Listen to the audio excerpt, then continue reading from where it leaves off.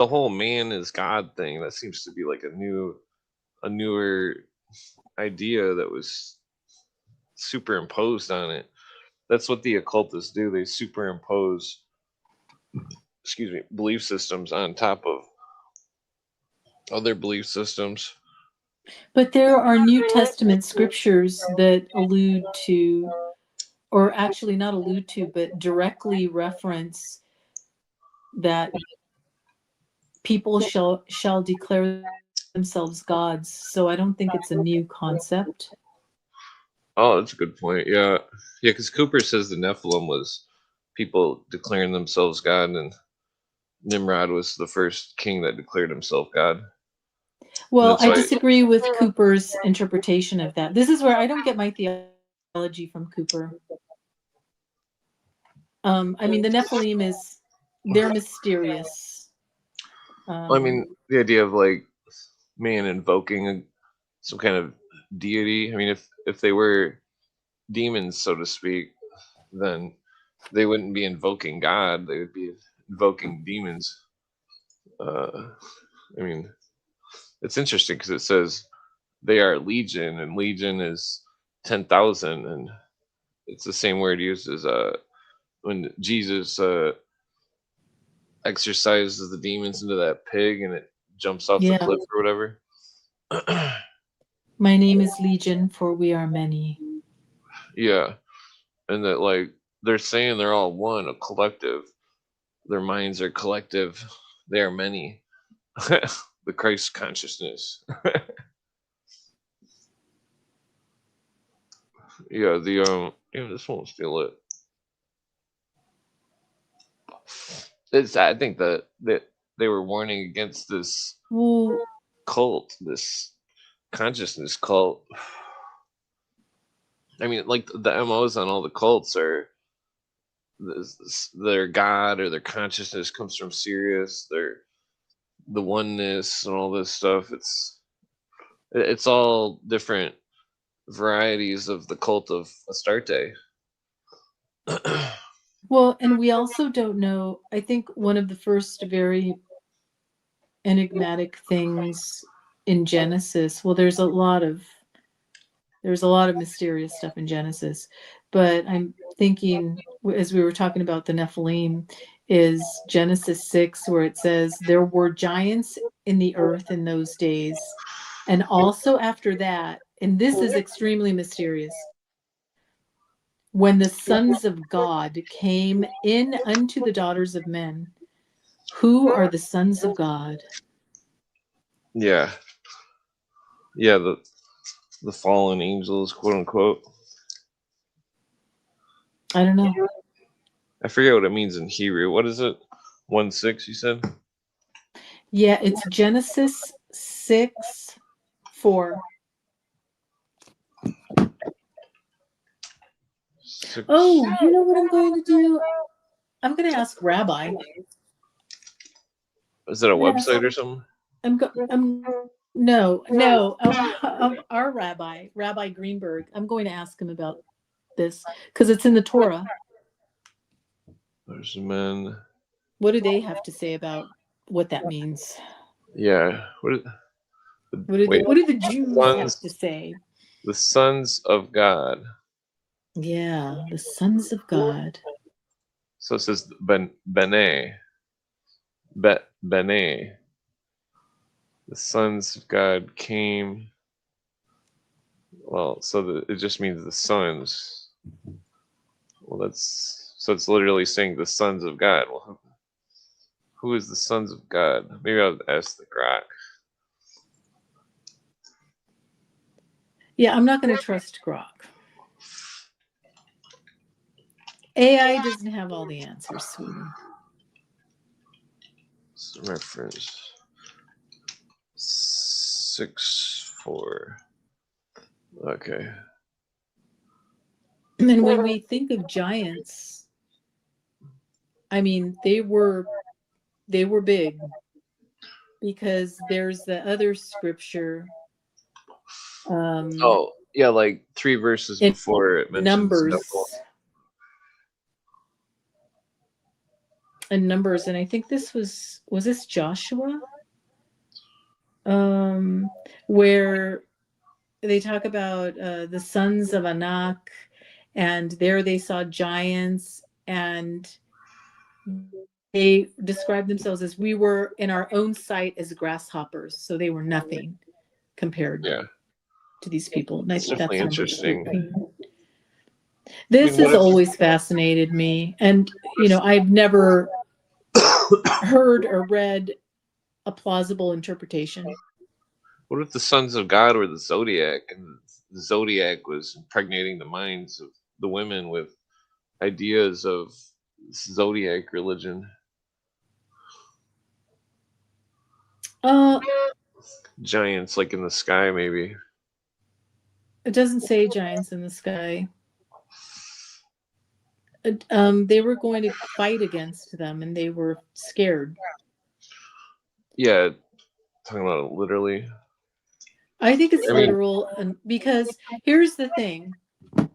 So then now you're just deciding, okay, this was a metaphor. Okay, this is real. This isn't real. This is, who decides? yeah. So I just take it So all it literally. says the root word is NPL in Hebrew, meaning to fall. So it's definitely talking about fallen angels, according to the story. It's very interesting because, like, the idea of like some kind of, like a, it's like our spirits would be in one category, God would be way up here or something, and then the angels would be like a category which, you know, I wonder if, if it was real theoretically, like, would they not have heart? Would they not have emotions? You know what I mean? What would they have? They'd be like Yeah. empty, heartless, Um, Well, but okay, so when you think about humans, so we have the divine spark. We are above angels. You know that, right? yeah, like hierarchy, order. Yes, the hierarchy order. Yeah. This is weird. It's saying fallen in battle, uh, similar to Gibberim. Well, Yeah, I'm going. I that's weird because it's Jibbalom means stoneworker. Gibberim would mean Jibbalim. Gibber. That's interesting because damn it, if Danny was here, he would know that because Gibberim I is really know. Yeah, I close. want to ask Danny. I know he'll know too. I'm gonna look up that Gibberim word because I know Jibbalim is stonecutter. Uh, Oops, I typed the wrong one. Damn, where'd it go? Gibberim, that's it.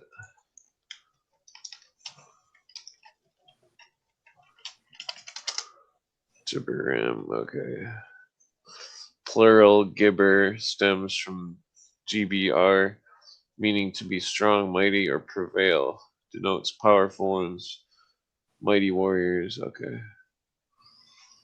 So fallen mighty warriors. So that's interesting.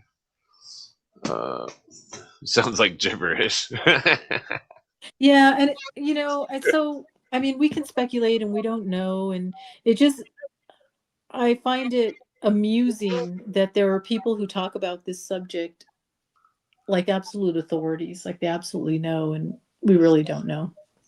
But I Yeah. am going to ask Rabbi what the Jewish meaning, what is their tradition regarding the sons of God? Well, yeah, I think it's the interesting. answer might be complicated. My great grandma that's part Cherokee, when she died, she sat up in bed and said, "I see angels," and then she fucking bit the dust. That's how the story goes. Whose grandmother? My great grandma. Your great grandmother? Yeah, Wow. yeah, she was. I can't remember how much Cherokee. She had a bad eye. It was always kind of creepy when I was a little kid. I always felt bad because I was creeped out. Like, oh. Yeah, she had a wild story. She had one of her kids. She had an outhouse, and he got retarded because he like was born in an outhouse. That's a Oh, born in a land of shit. Poor dude. He was quite the character. He'd ride around on a moped and smoke his tobacco and be like, "I'm Cherokee." Say it over and over, like, "All right, we get it, we get it." You don't have to say it like 50 times.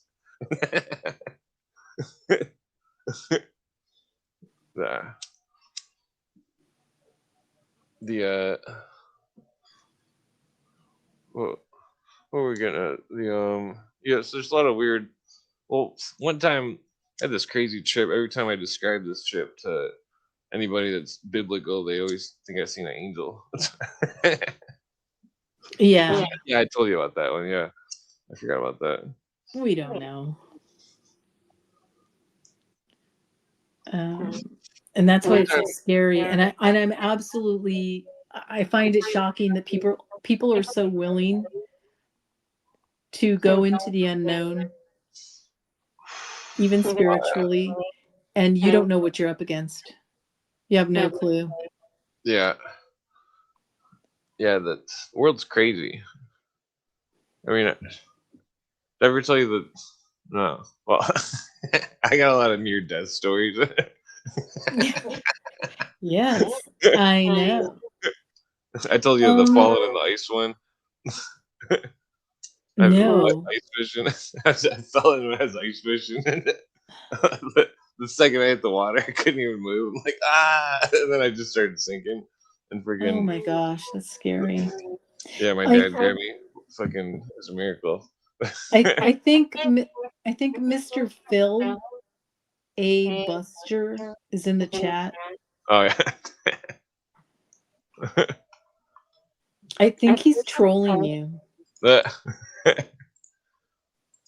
yeah. Did I tell you the tiger story? I didn't tell you the tiger story. No, I don't know the tiger story. I was at the zoo when I was a kid. And I was like, oh, tigers. I'm going to climb in there. No way. Yeah. And then I climbed over this, like, it was like a 3 foot plexiglass, like wall thing. And it went down like 10 feet or something, 15 feet. And there were some wires or something. I hung upside down on the wires. I tried to pet the cats. And one of the tigers grabbed my coat and ripped it to shreds. And I freaked out and grabbed me. Oh my god. Yeah, I had a 49ers jacket. The tiger ate it. It's a funny story. Because I'm the reason that zoos got, big thing. Because I tried to climb in when I was a little kid. Uh-huh. When you were a little kid, how old were you? I 25? don't know, like 6, 6 or 7. Mm-hmm. Yeah. So Jonah mentioned Anton LaVey's son. I didn't know Anton LaVey had a son, and his name is Satan Xerxes. Oh yeah. Hopefully he got made fun of quite a bit. No.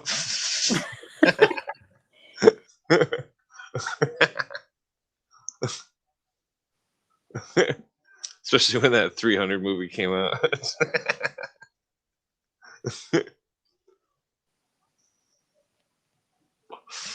Yeah, some people are retarded coming up with stupid names like that for their kids. I know. They should be ashamed of themselves. Yeah. Like if I was Anton LaVey's son, I'd be like, I'd fucking like whoop his ass.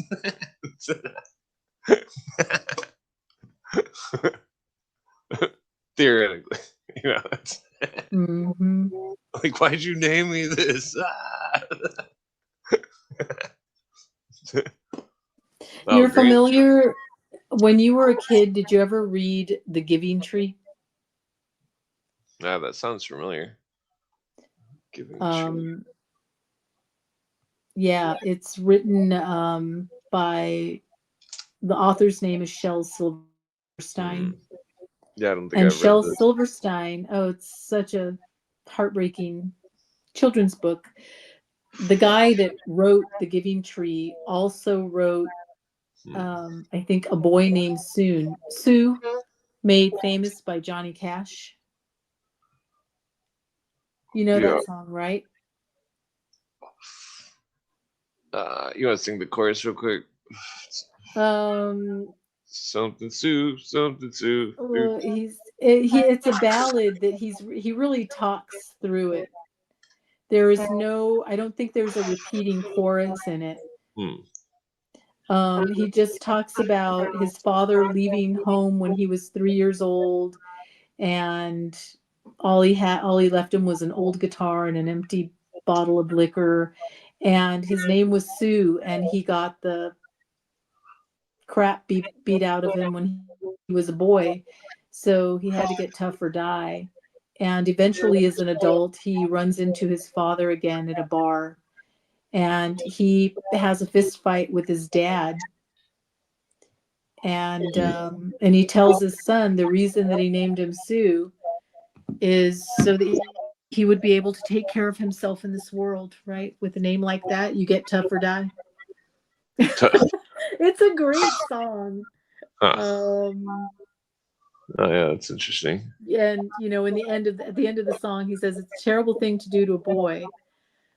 Um, Horn but music.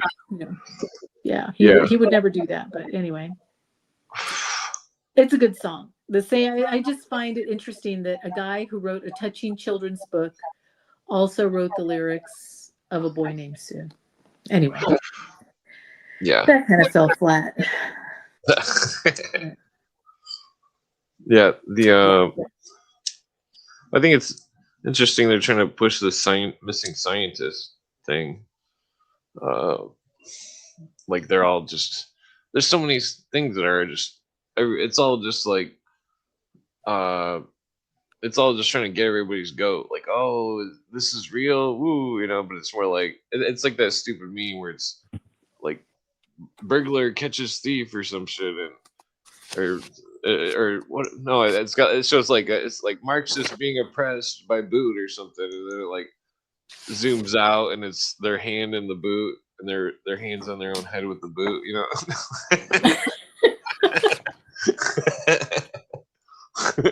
That's exactly what's because I keep trying to, because all these people complaining about stuff. It's like I try to rationalize, like it's like, well, if the government owns the business or controls the business, what is that called? And they're like, Mhm. oh, they don't answer. So I'm like, well, that's called Marxism. It's one of the planks of the Communist Manifesto of the government controlling the means of production. And then like they're all in denial that like Rockefeller's a communist and that all these other people are this whole mix of commies and Nazis, and they're all in denial. There's because that's why I was that's why I had to verify if Cooper was right on saying that some of the Russians were singing that Horst Wetzel song, because it took me forever to verify it, and fucking that some of the Russians were definitely singing that song, and Which I'm sorry, I don't know which song you're referring to.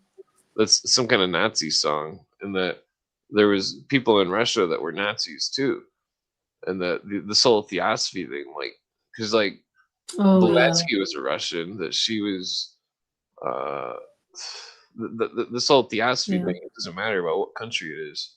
yeah. It's fucking like it's like a mental plague that uses people to further its goals of uh like a fucking elect council of some kind of wise nine leaders or whatever. Mm-hmm.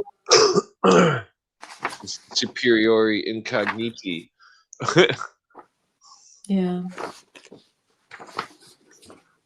yeah. Yeah, there's I mean nobody really knows who's the leaders.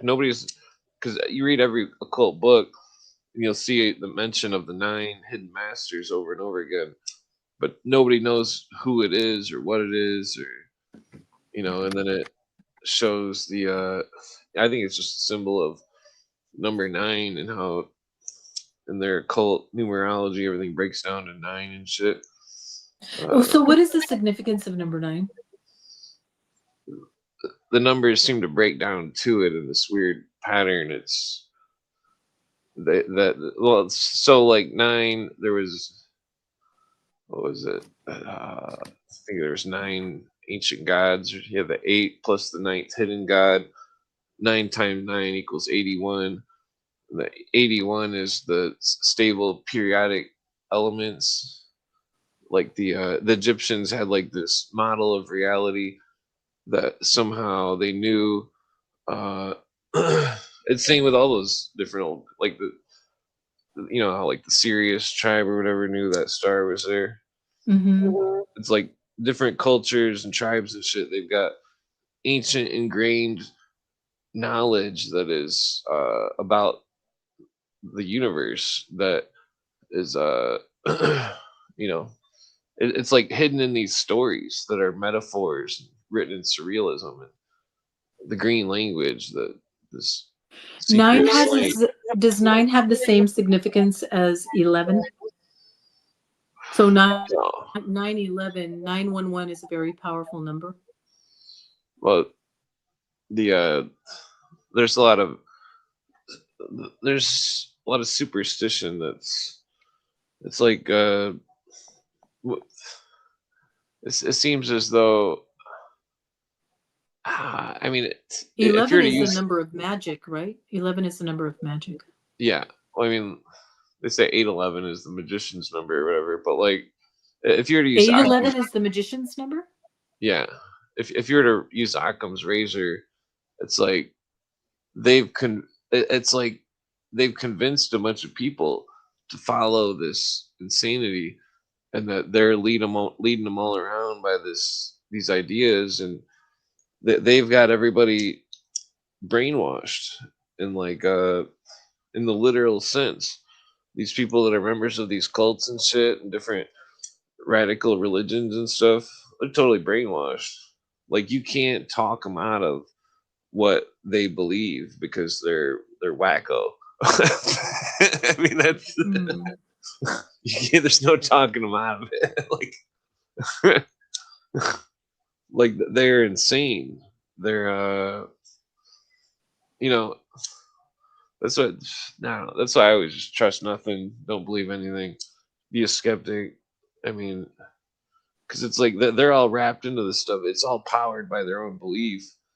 Like especially these Marxists, they believe in their religion called communism. Like they think it's gonna set them free, but all it's gonna do is drive the rich richer and the poor poorer. But they don't think that it's the rich is in any way capitalizing off of the communists. That's not possible. Well, the reason that I well, I asked a certain question, like, well, what's the biggest? Who exports the most capital out of any country in the world? And it's of course China, the most communist country. That celebrate. They got Marx right on their fucking Chinese Congress on his birthday. They put him right on the wall, and fucking celebrate it. And then it's a fallacy that you don't need capitalism. I mean, revolutions don't fund themselves. Of course, you need capitalism. Well, I mean, in fact, it reminds me of that word. What is it? That Shawshank Redemption movie? Yeah. Oh yeah. Morgan Freeman. He's like rehabilitated is a politician word. What does it even mean? Like it's capital is a noun, and then to turn it into an ism, that would take a noun and then turn it into they're trying to turn it into an adjective. Mm-hmm. But it's like ever since the beginning of time there's been trade and merchants and stuff that people being mad that somebody saves up their fucking Yeah, so the walnuts or something. people who believe that capitalism and Marxism are at odds don't know what they're talking about. Yeah, I don't even really think capitalism is even a thing. It's like a politician's word they use, because if you ask them the definitions, they can't provide any definitions for the words they use. Yeah. So how can I understand what you're saying if I don't know what the definition is? Because they don't want to say the definition because they don't even know. Because they're brainwashed. Yeah. They've got faith that it's We're all. all brainwashed. We all Well, I have mean, our biases. not if you smoke enough weed. Oh. Yeah, the KGB ever got me, they could never crack me.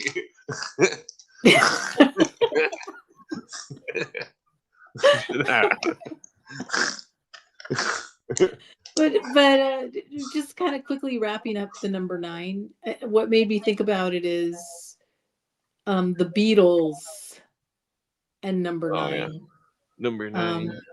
Yeah, so number 9 on the White Album, which is just a bunch of nonsense, but there has to be some esoteric meaning. You just hear John saying number 9, number 9, number 9. It's absolute garbage, but yeah. And then number 9, Dream. Well, I think that Yellow Submarine movie's got the same story as The Wizard of Oz. The Yellow Submarine is the Yellow Brick Road, and that they start off in Nirvana and then go to Samsara and then back. I have to rewatch that Yellow Submarine thing. Yeah, that's hard to watch. I watched the Magical Mystery Tour for the first time maybe 2.5 years ago. It was awful, but I know that there was a lot of esoteric symbolism in it, but it was absolutely terrible. I mean, just the worst. I remember watching that Pink Floyd The Wall on acid in like 1998, and like it seemed like it was an engineered movie or something. Like Yeah. Like people made it, and people, not just like the band, but like it was had some kind of deep message and shit. It was like, what the fuck? This is weird. That's how the Beatles appear to be after 1966, where first their music sounded, it was evolving uniformly, and then it just became chaotic. It went all over the place. And even though they were no longer touring, their influence, from what I can tell, was still absolutely tremendous. Yeah. Yeah, So, I mean, Michael Jackson owns it. I mean, he's probably got some pretty good attorneys and stuff pushing Beatles stuff in modern times. Well, no, I mean, I think Sir Paul McCartney bought back. Oh, he bought it back? Yeah, I think so. Pretty sure he did. Because I think Michael Jackson bought the catalog either in the late 80s, early 90s, somewhere around there. I think Sir Paul bought him back. I think. Yeah. I still always wondered why Michael Jackson had the Elephant Man skeleton. Well, I think he wanted to purchase it. That's a bizarre purchase. Joseph Merrick. Yeah, I became obsessed with that story. It was just so wild when I was a kid. The Elephant Man? Yes. Oh, yeah, I remember seeing that movie when I was a kid. Yeah, and the last time that Mark and I were in London, so I was walking, looking for the Asher House, so Paul McCartney's girlfriend's house, where Paul himself lived, which I find this very strange, with his teenage girlfriend and her parents. But I wanted to find that house because he lived there for at least a couple of years. And as we're walking through this neighborhood in London, and it's very, it's near a hospital, so there are lots of medical offices. I mean, they used to be houses, but several of them have been turned into doctors' offices. And we're walking through there, and as we're walking on the sidewalk, and I look over at a house, and there's a plaque that says, Dr. Treves lived here from this year to this year. So Dr. Treves was the physician at London Hospital who took in Joseph Merrick, the Elephant Man. Huh. Yeah. So he organized all of that. And that's where Joseph Merrick died. He had a room at the London Hospital that was just for him. So he could be comfortable instead of being in a circus at the end of his life. Yeah. But yeah, I think I read that Michael wanted to buy it, but I don't think he ever did he? I don't think they sold it to him. Yeah, I'm pretty sure he had it. Really? Well, I mean, so I think it's in a museum. Yeah, I'm pretty sure because I remember watching the RoboCop movie, and that they show a scene that's got the Elephant Man statue, and somehow the conversation got brought up from that or something. I remember when I was a kid. No, he never had it. I'm verifying. He wanted to buy the skeleton from the London Hospital Medical College for $1 million, and this was back in 1987.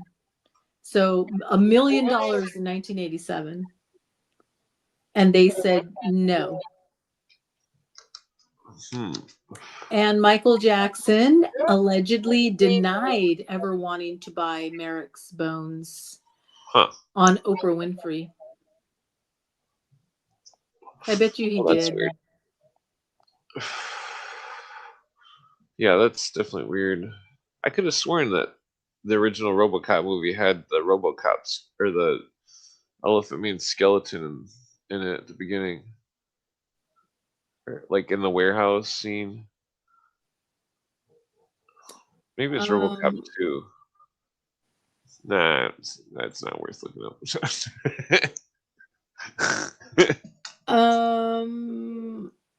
I got nothing to say about that. Oh yeah. And I don't know which RoboCop you're referring to. Did they remake RoboCop? Yeah, but they were horrible though. Yeah, JJ's saying that Phil Spector guy claimed that he was owning the rights to the Beatles. That he's cousin with a processed church person, first cousin. That's interesting. Peter Asher. Oh, Peter Asher was Paul McCartney's girlfriend's brother. And so... Whoa, do you think I wonder if the processed church killed Paul McCartney? I don't know. Huh. I know that Paul suddenly looked different within 6 months. And his fiancée, Jane Asher, broke up with him, I think, in 1967. Because he was hanging out with a female American photographer, Linda. And but their father, the Asher's father, he ended up being found dead in the basement of the Asher house where they lived, where I went. Very mysterious. I mean, the guy was did something in psychology. He wrote articles for the Lancet, and he was an expert on hypnosis. So this is the father of Paul McCartney's girlfriend. Yeah. An expert on hypnosis. What are the odds? I should ask that Robert Hieronymus dude if... And then he's found, Mr. Asher is found dead in the basement of his own home, allegedly, I think a week after he had unalived himself, allegedly. I mean, it's just such a strange story. Yeah. And then let's not forget that the Beatles manager also died under Huh. very mysterious circumstances. Yoko. Brian Epstein was Oh, that's weird. found dead, and they blamed, I believe the official reason was an overdose, but Brian was into some weird things too. So that happened. I believe Brian was found dead in 1967. Yeah. So Yeah. Paul looks within less than a year, Paul looks completely different. The Beatles just drop out of the limelight for several months. They reappear with this other strange looking dude who's not nearly as cute Well, Yoko's as the weird. other Paul. That whole Jay's saying, or what JJ's saying about Yoko being involved too, because it's like a lot of the Satanists and stuff. They do this thing. They train their outer core initiates to be disruptive, and that like when she went on that show with that one black dude that's a guitar player, and she, starts going, "Yeah, yeah, yeah," the dude's like, "Whoa." Oh yeah. Oh yeah, I remember they just cut her mic. Yeah, but like that's the same MO of like some of those Satanists. They do this weird disruptive bullshit. Like, Well, she absolutely is a witch. In fact, I think she produced an album or a CD within the past 10 years that's titled Yes, I Am a Witch. the And I, that's I, I 100% believe she was John's handler. No doubt about it. No doubt about it. that's She had one kid with John. oh, that's the dude that's playing in the band with the Primus bass player, I uh, thought it was John Lennon's son. Whoa, and that Primus bass player, he's connected to some weird shit too. I forget what it was. That's weird. Peter Asher is processed, JJ. Oh. So Richard Asher is the father, and he had a very mysterious death. And there was something weird about Jane Asher's mother too. Yeah. Beatles were processed.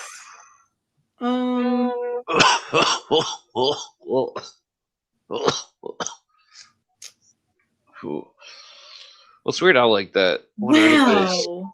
talking about the Indiana thing and the connecting it with the Tavistock. What the fuck was that called? That guy's name. Damn it. Somehow Harry was familiar with the dude's name. I was pretty surprised. Well, not that Harry isn't smart, but what was that guy's name? Tavistock. Damn it. Kinsey and Muller. What the fuck was? No, wait. Hold on, let me just word search it. Tavistock. Okay, so I didn't know about Phil Spector. I think right. So right now, I think I'm right. At least today, it's a little confusing. Allegedly, Sony Music Publishing owns the majority of Beatles, Lennon, McCartney songs, but then Paul McCartney, Sir Paul, Here it is. following a 2017 settlement with Sony, Sir Paul has been using the US copyright laws to regain rights to his share of the songs. Oh, and that process is expected to conclude this year. Oh, I didn't know that. Huh. Oh, yeah, so the dude's name was Alan Gregg from Rockefeller. Put it in the chat here. Who is that guy? The one that was part of the Tavistock thing, and he was also part of the the Gary, Indiana incident. Okay, there we go. Yeah, I was reading this article, rereading it. It's talking about. I think it was Phil Spector who I read a quote. So he produced the Beatles' last album, Let It Be, and he said something like, or maybe it was John who said it in an interview, that he was handed a bunch of shit and he turned it into something listenable using his wall of sound. And I mean, it was pretty pathetic. I do not believe for one moment the nonsense produced by Peter Jackson, that they found 50 or 60 hours of never before seen footage. BS. They're just rewriting history. They're just rewriting history, which is what they're good at. Oh. Yeah, ouch. That whole White Album, it's just a disjointed hodgepodge of I don't know. There's been other artists too that have made White Albums. Jay-Z. Is there significance to that? Yeah, they're Great White Lodge on Sirius. All their white bullshit. Oh. Yeah. I mean, I don't know if that's what the Beatles were doing for, but it's possible. Yeah. That's why the Masons 33rd Degree wears white. Yeah, for the Great White Lodge on Sirius. Oh,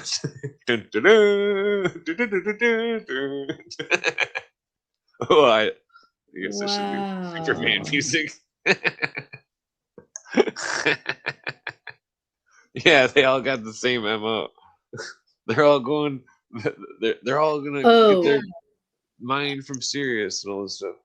I'm looking at chat. So I would like to watch the movie Kinsey with Liam Neeson just to see what kind of BS they pushed with that film about Kinsey's legacy. Kinsey. Oh, well, I was mentioning. I don't know if I was mentioning. Which I was talking about a different Kinsey when I was. Oh, I'm talking about the zoologist Kinsey. Oh wait, no, I guess that was the same. Yeah, that was mentioned in the Indiana Connection article by Dennis Cuddy. That doctor with that guy that was I put in the chat. Wait. No, he's talking about the first cousin. Connected to Tavistock. What the fuck was his name? I copied and pasted it. So there's Alan Gregg, Rockefeller Foundation, medical director. Would also fund the establishment of Tavistock. We should look up that name. Alan Gregg.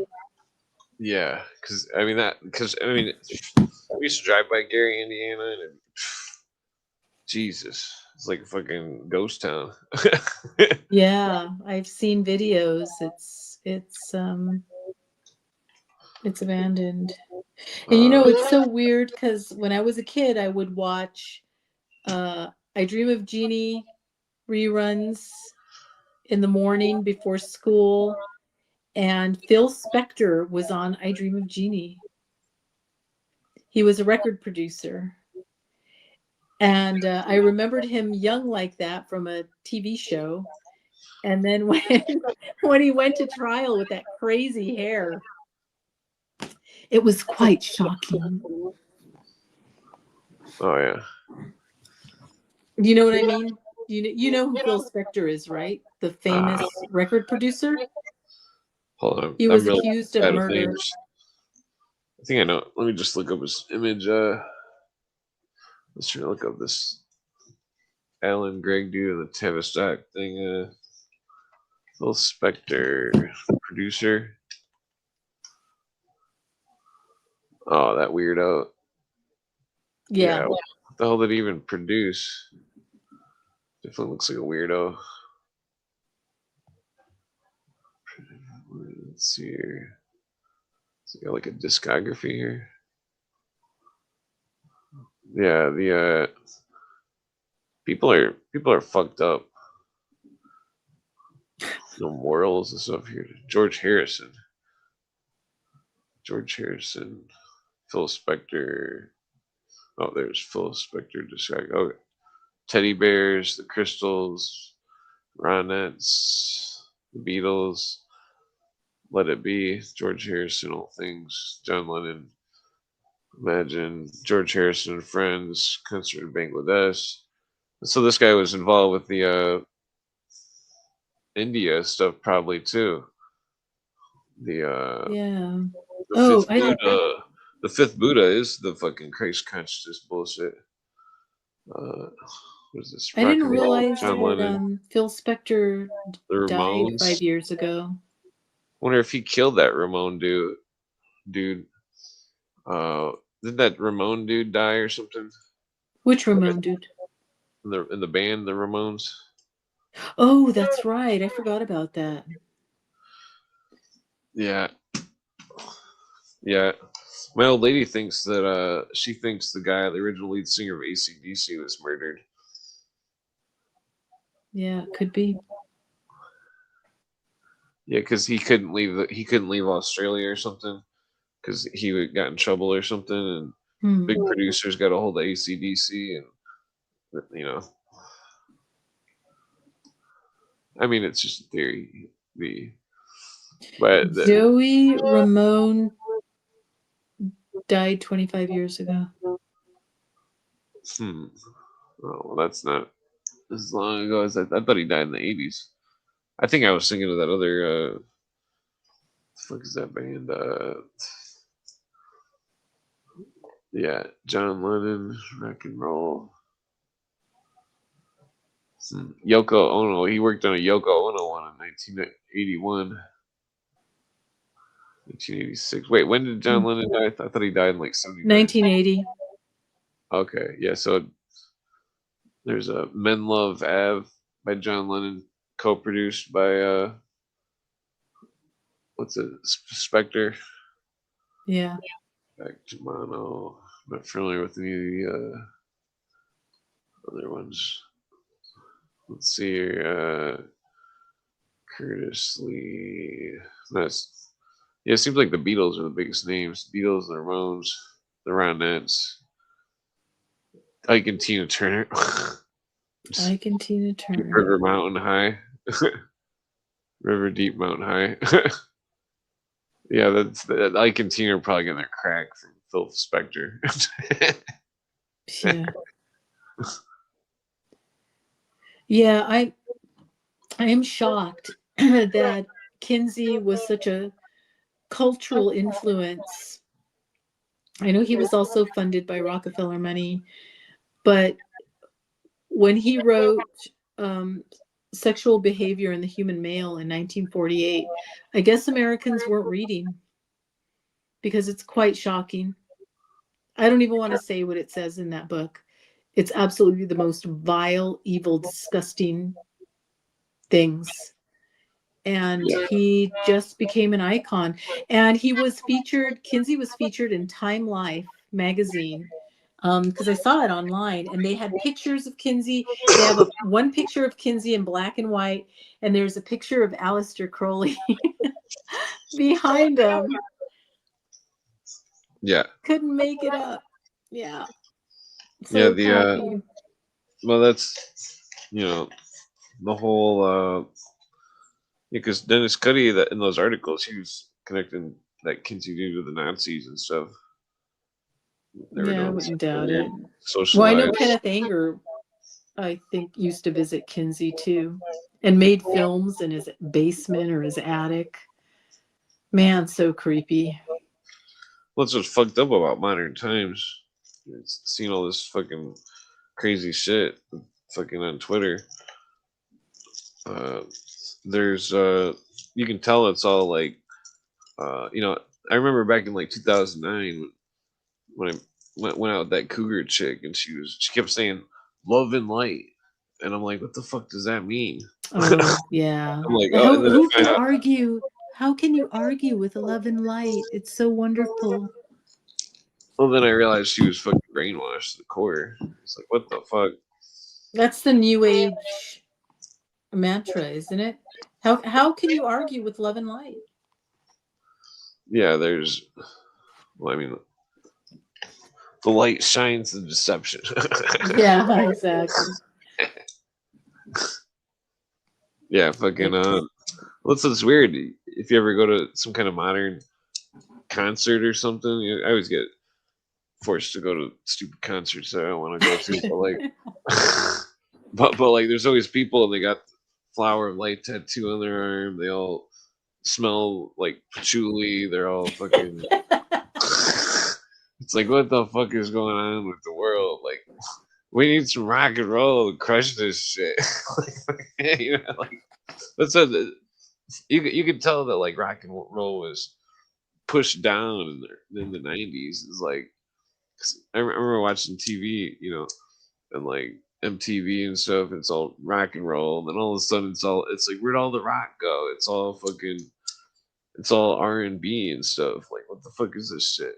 Because it's like the rock and roll and shit was making people too aggressive and too tough in a way. It's like they didn't want that. They had to like buy everybody out and make them all into Bush music. Too tough with all the hair, Well, with no, the like high hair and the leotards. that's people were not. That's not what the real metal people were listening to.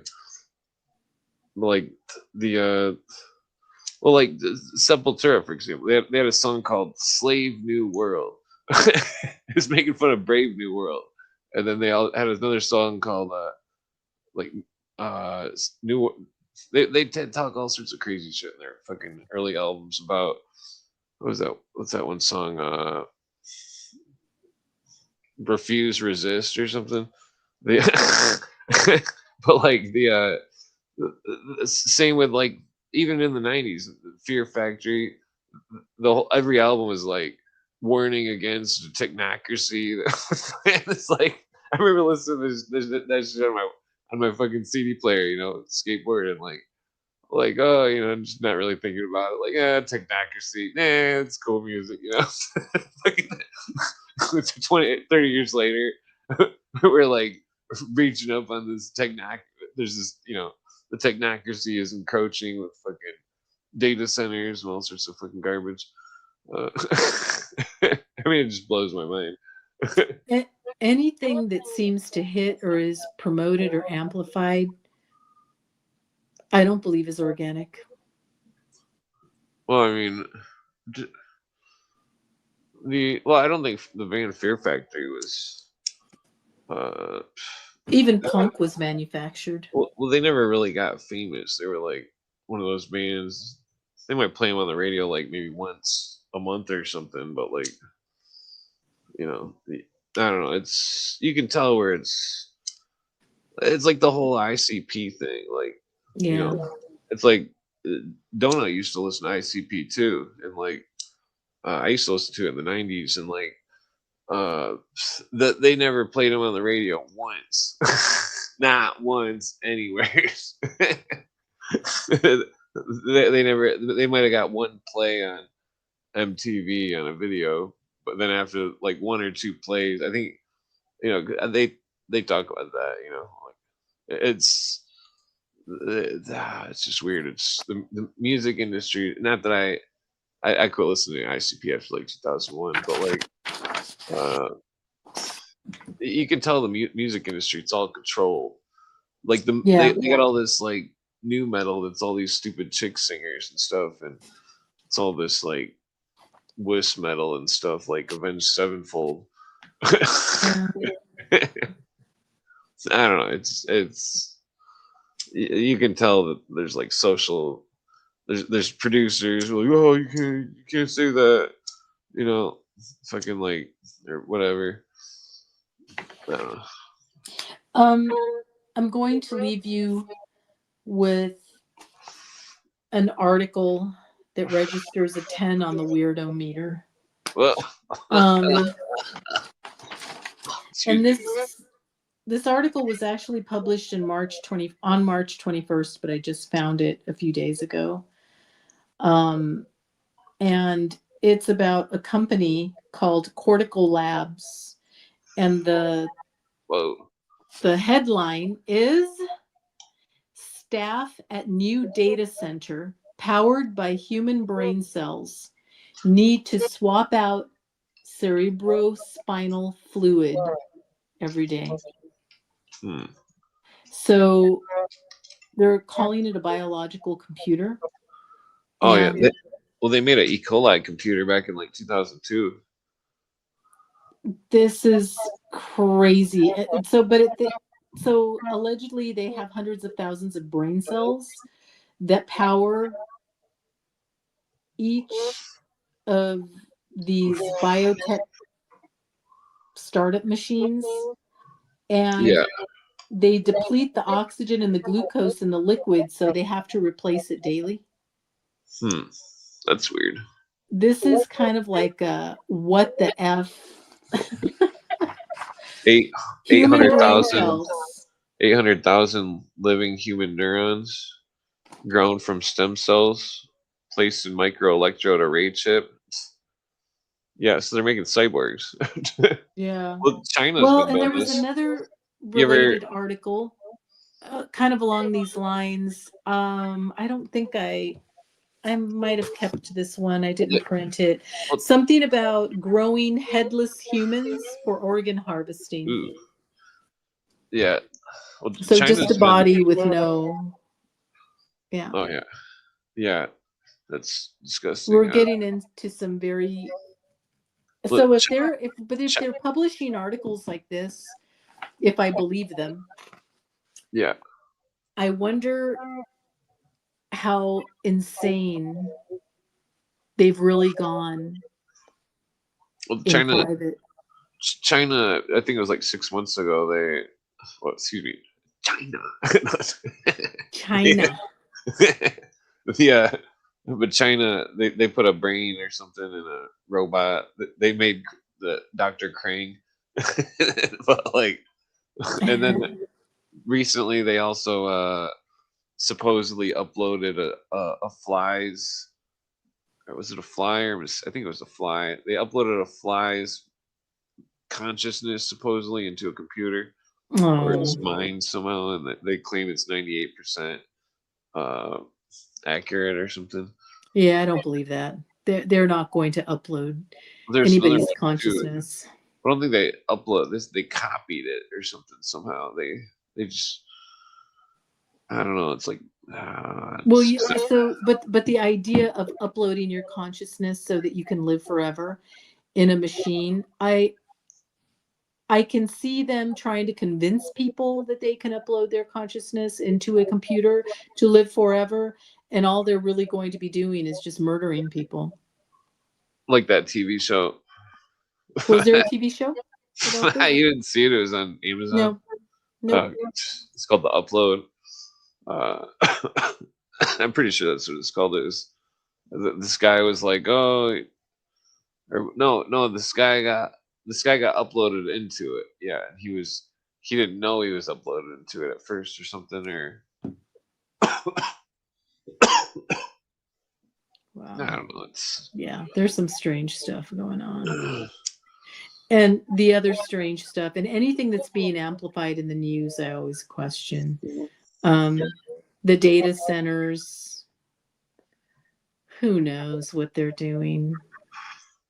No, I think they might. I think that what they're probably doing in secret is making anti-air defense stuff for our country. I mean, that's what my guess would be. Anti-air defense stuff? Yeah. That, like in case some other country tried to attack America or something. Oh, man. They don't even want borders. You think that's going to be a problem for them?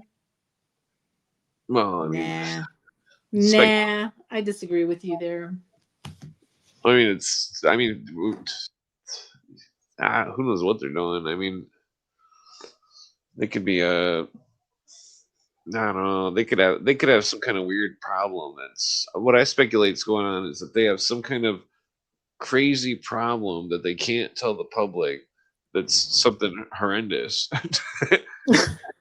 And that, well, they're trying to keep it all under wraps, kind of like not like a well, like a it's not like a Chernobyl or something, but I don't know who knows like what I mean.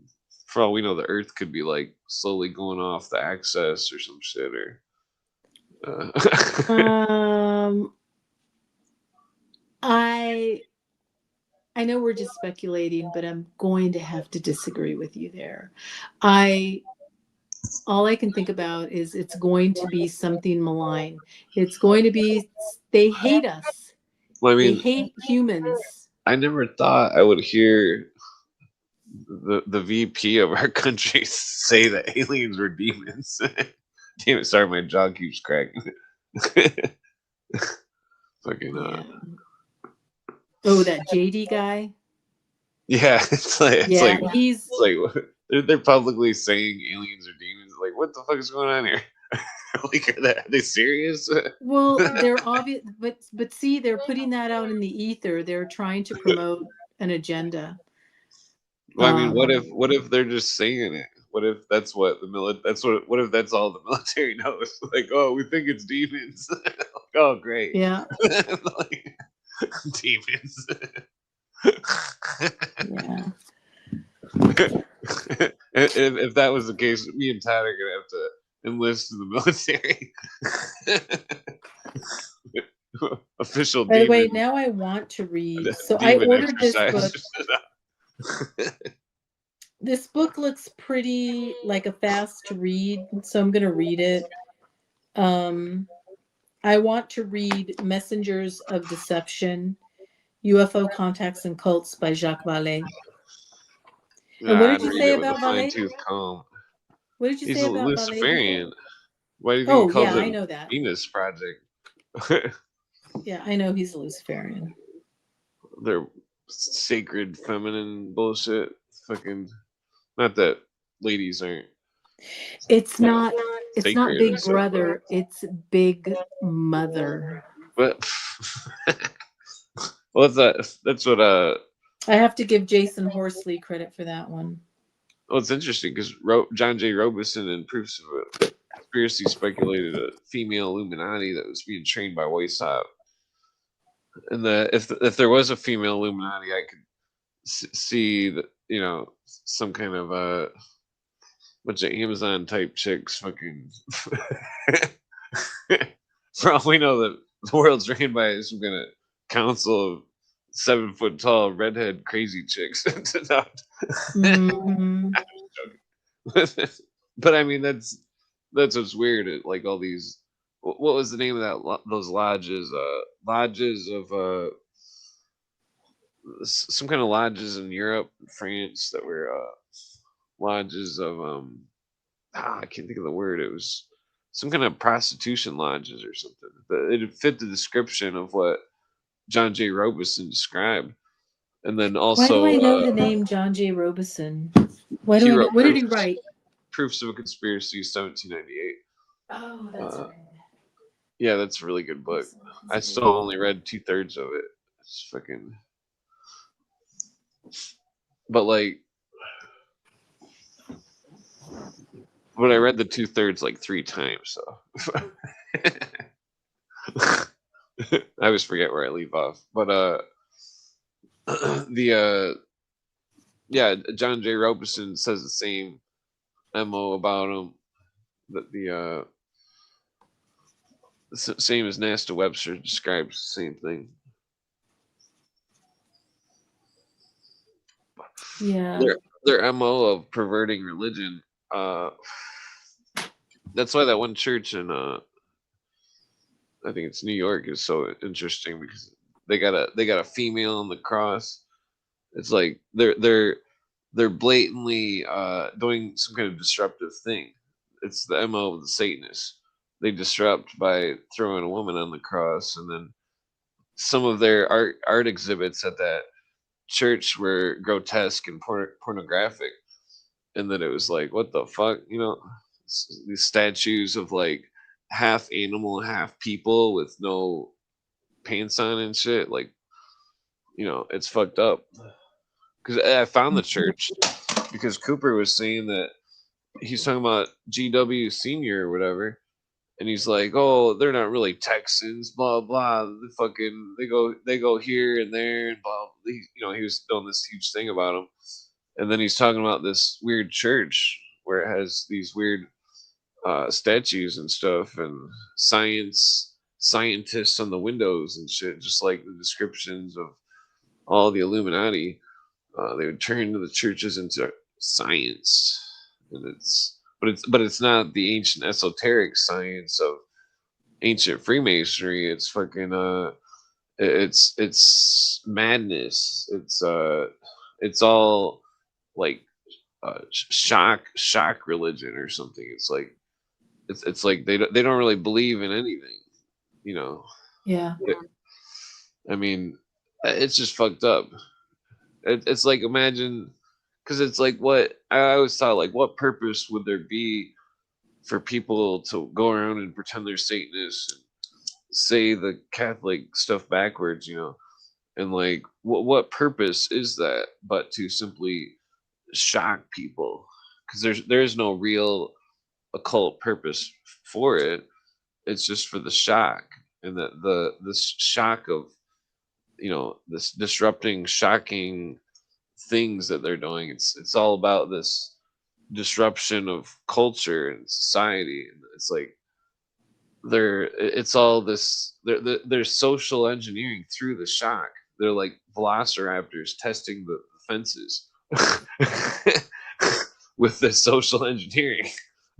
Yeah. This whole shock culture of like, because people, when they say like, "I'm Jesus," and they, somebody gets shocked by it, they're like, "Whoa," and then like, and then the person saying it is like, they get this feeling or something, like they're some kind of it's a weird like, I don't know.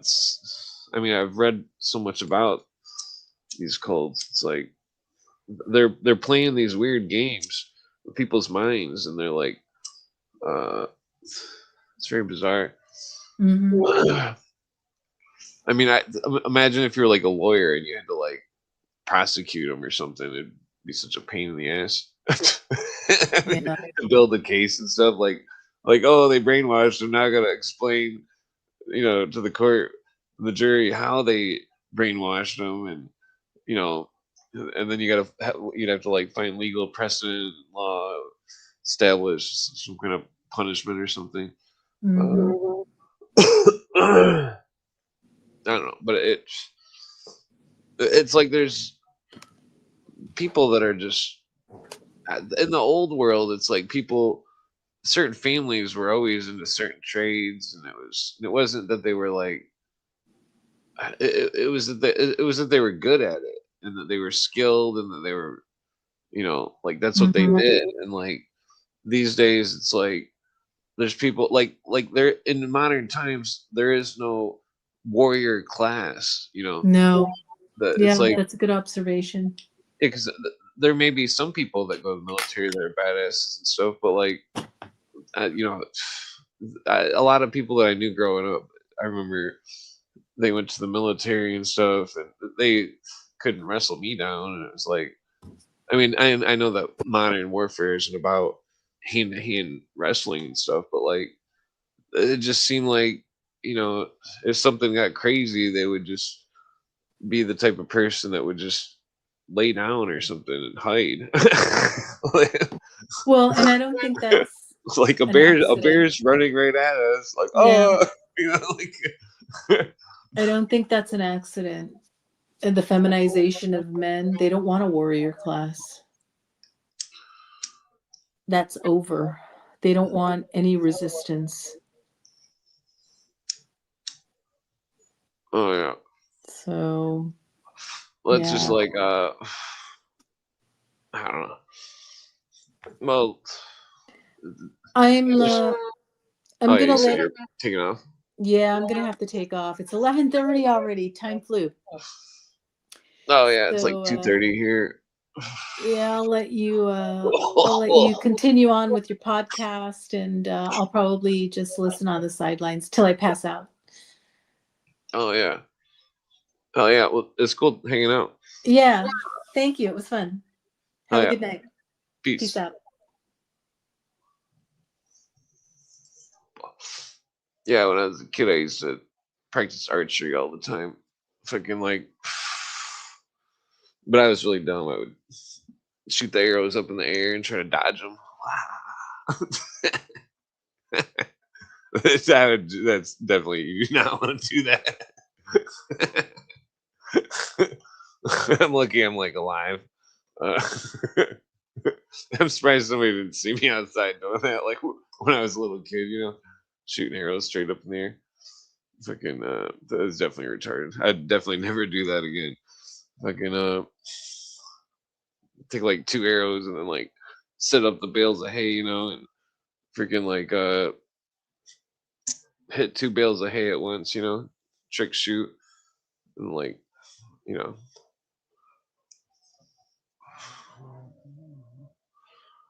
The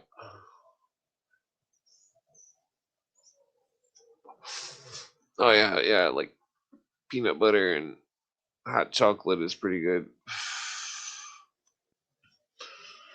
Yeah, the oh, this Alan Gregg thing of this Tavistock stuff.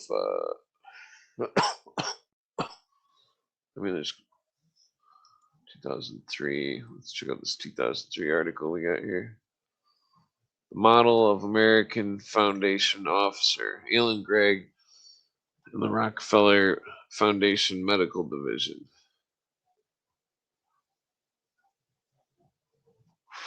Minerva. Hold up, let me put this on the screen.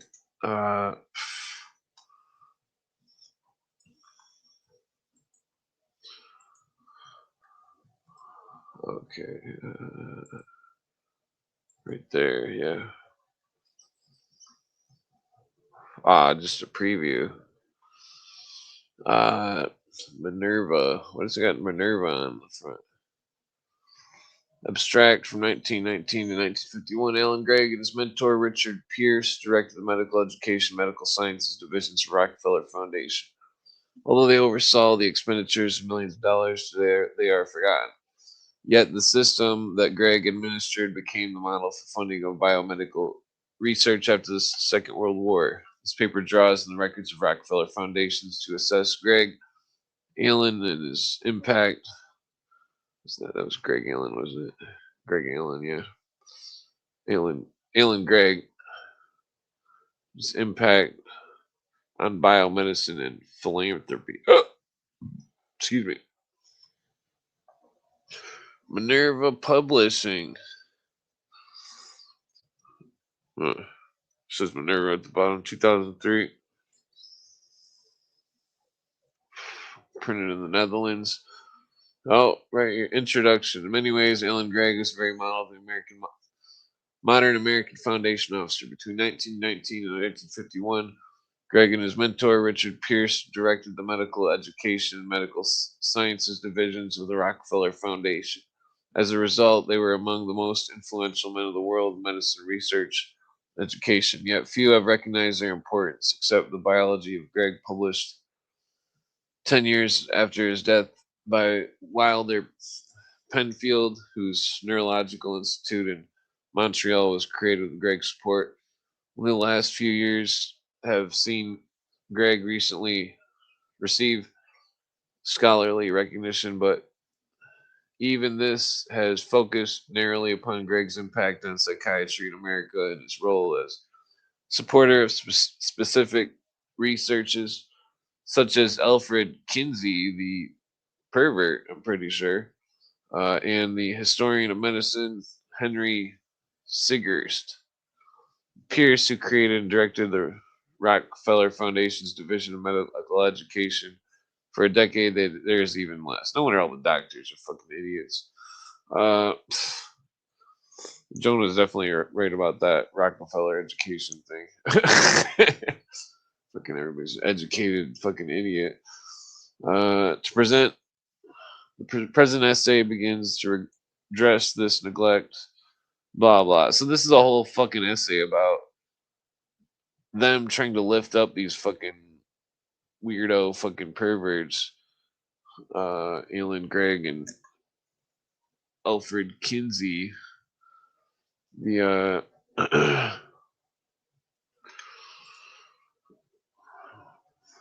Yeah, let me just I'm trying to see. I mean, there's a lot of articles that mention him. I guess I'll just go through them one by one here. No accept cookies. Ah, fuck. All right, whatever. Let's see your Tavistock Institute document number. Does this even have anything? Yeah, this is nothing. Okay, let's see. Rockefeller Archive Center. Move towards more robust study of mental health. Rockefeller Foundation. Psychiatry. 2022, January 5th, by Teresa Lacabelli. I can't talk. Development. The field of psychology in the United States was largely precipitated by Rockefeller Foundation interest and funding. The extensive. Damn, I need to stand up. My fucking back hurts. Okay. Ouch. The extensive support of this discipline reveals not only how foundation support could affect the emergence of an academic and medical specialty in the 20th century, but also the influence of individual personalities and interests and blah blah blah. Yeah, they're fucking science and all this bullshit. Fucking most of the surgeries and stuff that go on are probably boob jobs. I mean, you know, plastic surgeries, all sorts of ridiculous you know. Okay, so let's see here. Corrective nervous disorders, mental behavior, blah blah. I mean, I've already done extensive stuff on background on hypnosis and psychology, all these psychological programs, and uh, you know, these they're using the psychology to create social engineering. What is that? What is that dude right there? Is that one of the? Is it that Alan Gregg dude? Let's see, McGill University. Blah, blah. Yes, they're doing neurosurgery. 1954. That's or 1934. 50,000. That's quite a bit of money back then. Anyway, let's sit back down.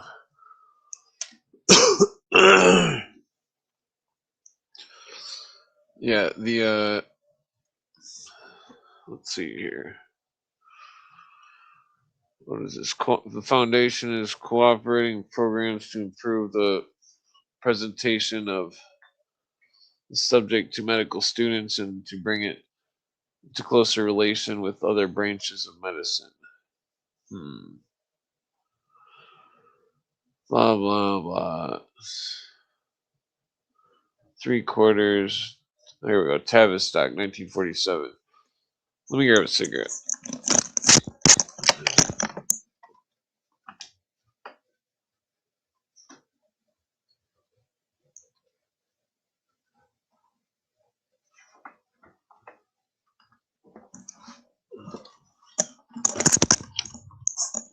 Okay. 1943. 3/4 of the funding of the RF division medical sciences supported project in psychiatry and other related fields. Under a decade of leadership by Alan Gregg, the RF had helped to develop psychiatry departments at the University of Chicago, Yale, and Neurological Institute at McGill. In addition to the RF strengthened departments of psychiatry at Johns Hopkins, University of Colorado, University of Michigan, supported teaching at Harvard, Duke, Tulane, and Washington universities, Receives the RF funded teaching and research at Maudsley Hospital and funded a new building for Queen's Square Hospital, both in London, England. The Rockefeller Foundation's multifaceted approach to funding, teaching, research, and application proved success in establishing recognized sites of psychiatric research and treatment, blah, blah, blah. I don't think this article is going to have anything good here. Let's see here. Let me go to a different article. Sources. Why do they need like fucking 20 sources when they didn't even fucking barely even state any facts? What is this? Benzodrine. Tavistock's everyday use of benzodrine. Let's see. Where's the button at here? What's this? Management Organization History, Volume 4. 203-206 DOI 10.1177 dash, sorry, that's not a dash, it's slash 174. I'm not gonna read all that. Tavistock's everyday use of benzodrine and more, the multiple significance of DB Scholar published. DB Lancaster University, Bill Cook. Before the aphorism, no research without action, no actual research was ever attributed to Kurt Lewin.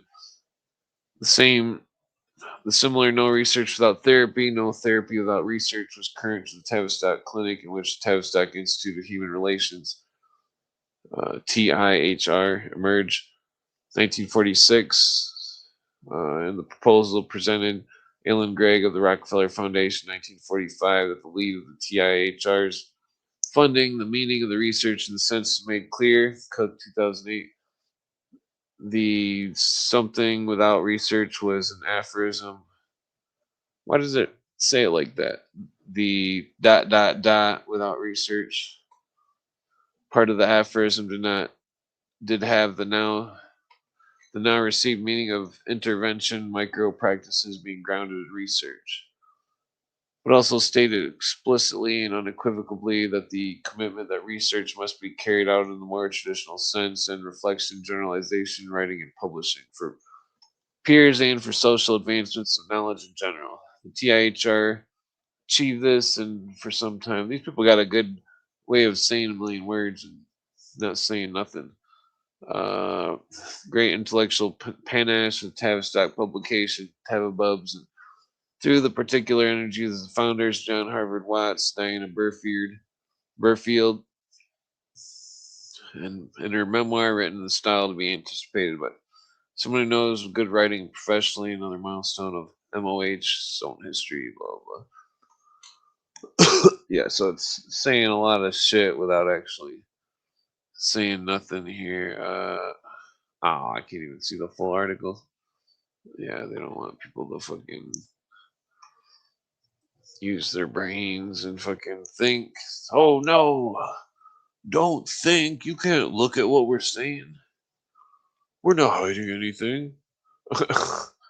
Let's see. Alan Gregg, profile science research. Let's see. Tavistock's 1945 invention of organization development. We should look in the books here. Books might have something better. To the books. American Rehabilitation. Let's see what it says about that. Fuck this other article. Okay, so is this the end or the beginning? Okay. Here, I'll just put this on the screen. My bad. Let's see. So it's mentioning I'm up here in the corner, but I'm not sure if this is all. I guess this is probably just. I'm not sure what's going on here with this. Because it looks like there's a page cut here, but what's going on with this whole thing here?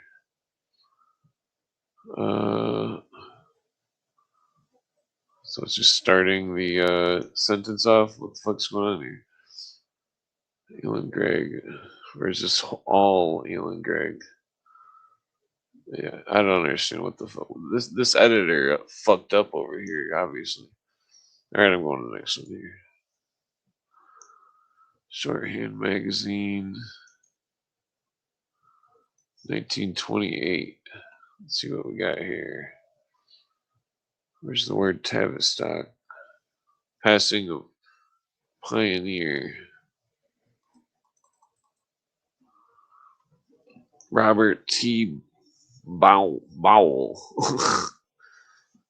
Bowel movement. Let's see. Nailsworth, Gloucestershire at the age of 63 years. Mr. Bull, who was the son of late Benjamin Robert Bull, Tavistock, was born in Bristol, attended Bristol, blah, blah. Interested in shorthand and Wilts on the visit to Manchester met Mr. John Robert Gregg, enthusiast for light line phonography. What the fuck does that mean? No entiendo. Let's see here. Light line phonography. Light line phonography. What does that mean? Hold on. I'm just gonna see what the grok says over here.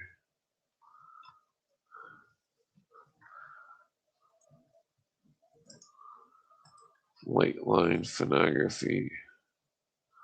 I just had to type it in there. I didn't even ask a question. I just wrote like original title Gregg Shorthand, popular phonetic shorthand system developed by John Robert Gregg, first published 1888. Phonetic hand, so it's some kind of shorthand writing. Phonetic system based on the sounds of words rather than their spelling. Simple cursive-like curves. What the fuck is this about? Okay, so I'm not sure why somebody would be obsessed with something such as that. Let's see. I'm trying to find a picture of it. The front of it looks very. Front of the book looks very occult in a way. It reminds of Eastern Star shit. Okay, so it looks like some scribble bullshit. That's what it looks like. Oh, where did my camera go?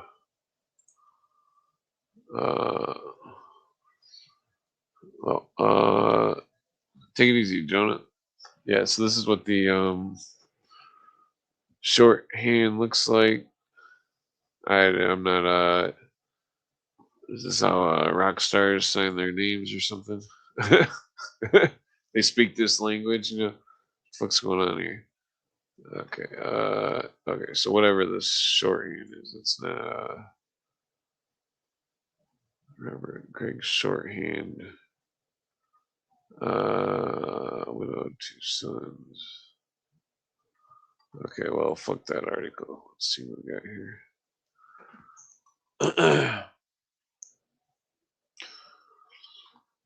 History of medicine. This might be relevant. 3 mentions. France. Let's see here. What do we got? Descartes, dualism, and psychosomatic medicine. Anatomy of Madness, Essays on the Histories of Psychiatry, London, Tavistock, 1985, Volume 1. Huh, well, that's interesting. Descartes. Talking about Rene Descartes. Queer aspectos of psychosomaticos. Anatomy of Madness.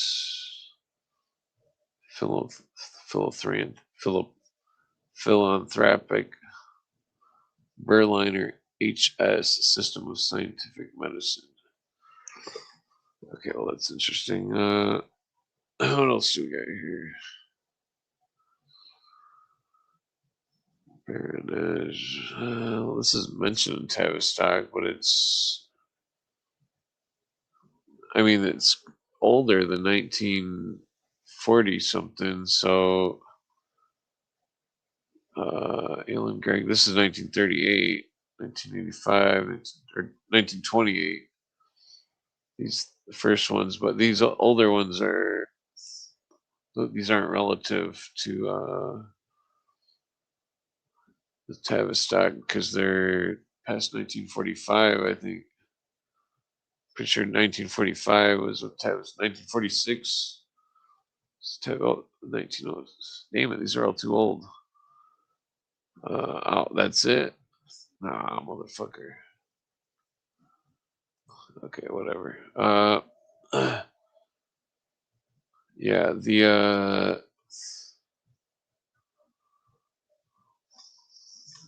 well, I might go back into one of these articles here. We got here. Okay, here we go. Getting this Dennis Cuddy article.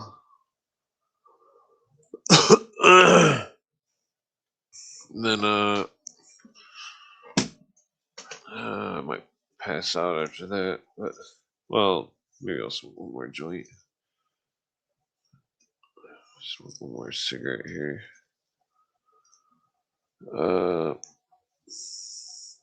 Expanded addendum to cover up.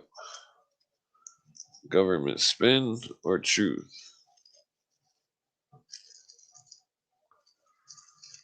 Okay, I'm just re-rolling my cigarette because I don't use the paper because it's got chlorine in it. The paper that's in the cigarette.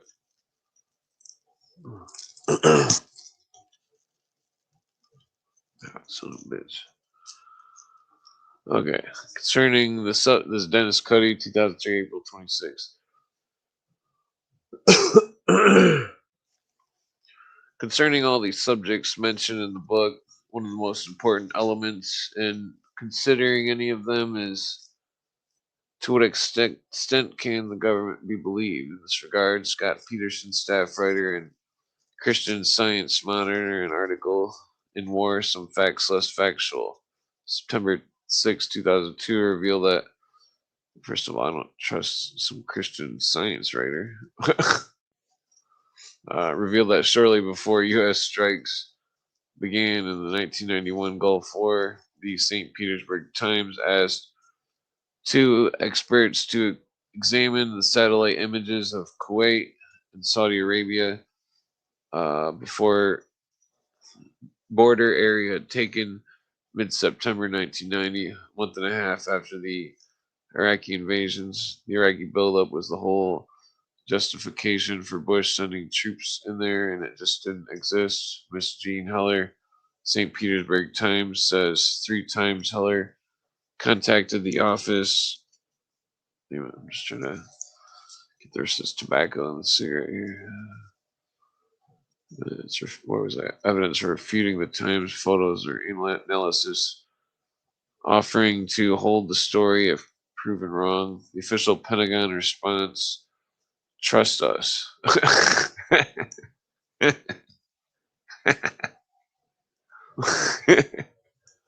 Well, I mean, maybe I guess if that's the only choice. It's all you gotta do is trust him. To this day, the Pentagon's photographs of the Iraqi troop buildup remain classified. John MacArthur, published of Harper's Magazine, author of The Second Front: Censorship, Propaganda in the Gulf War, says that considering a number of senior officials shared by both Bush administrations, the American public should bear in mind the lessons of the Gulf War propaganda. These are the same people who were running it more than 10 years ago. Mr. MacArthur says. Uh, yeah.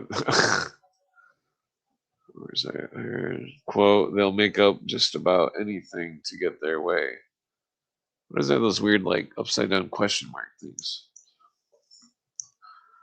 Where'd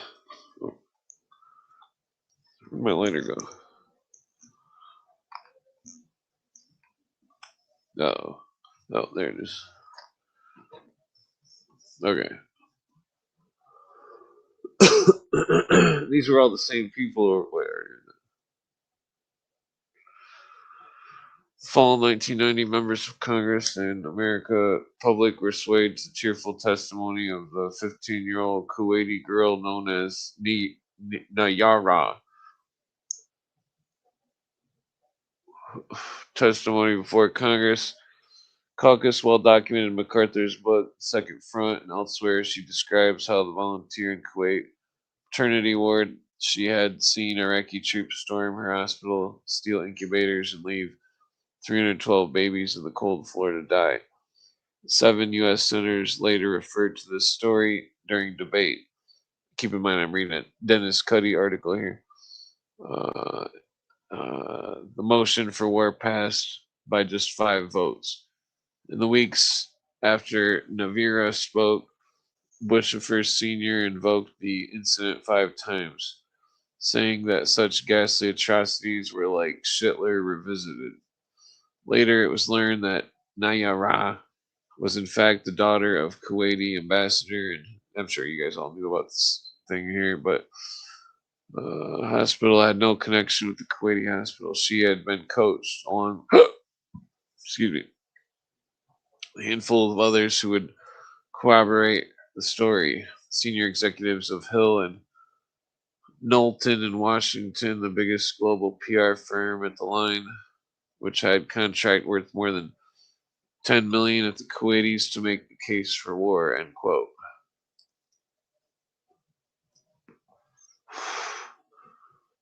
Damn it. She could just buy a pack of cigarettes that wasn't fireproof. Fucking fireproof FCS bullshit. Anyways, another question, because it seems like if we put a different paper on, because I've been trying not to buy bags of tobacco just so I don't smoke a million cigarettes. But if you take a regular cigarette, re-roll the paper with a thin paper, use the same tobacco that's in a regular cigarette, but the same type of tobacco, the American spirits, it still seems like it's I mean, it seems like it's different. It's like okay. Anyways, another question concerning the American government's credibility is the recent. We're talking about the Desert War era years. Recent assertion that Saddam Hussein had not accounted for very large amounts of weapons of mass destruction. The British Broadcasting News Blake's U.S. undermined inspectors. April 22nd, 2003 begins with the words American officials tried to discredit the word. Well, we all know about this shit. Fucking. Okay, let's see here. Here's the question. I think I'm going to skip to the next article. Uh,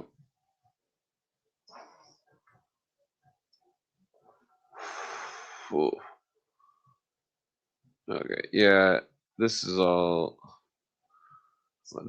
stuff that I've already known about. This is well, Kaplan. Scenes. Yeah, I'm more interested in the bigger picture, not necessarily tons of examples like this. Well, maybe I better not. Yeah, this article is all. Well, who is that? Richard Pearl. Blah, blah. Okay, yeah, I'm going to the next article. This one's pretty boring. So we're why a 28-page gap? Let's see what this is. Okay. Well.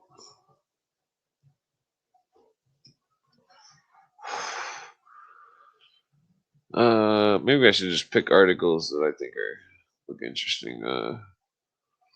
Wait, Abdul Aziz of Saudi Arabia. Oh, this is talking about 9/11.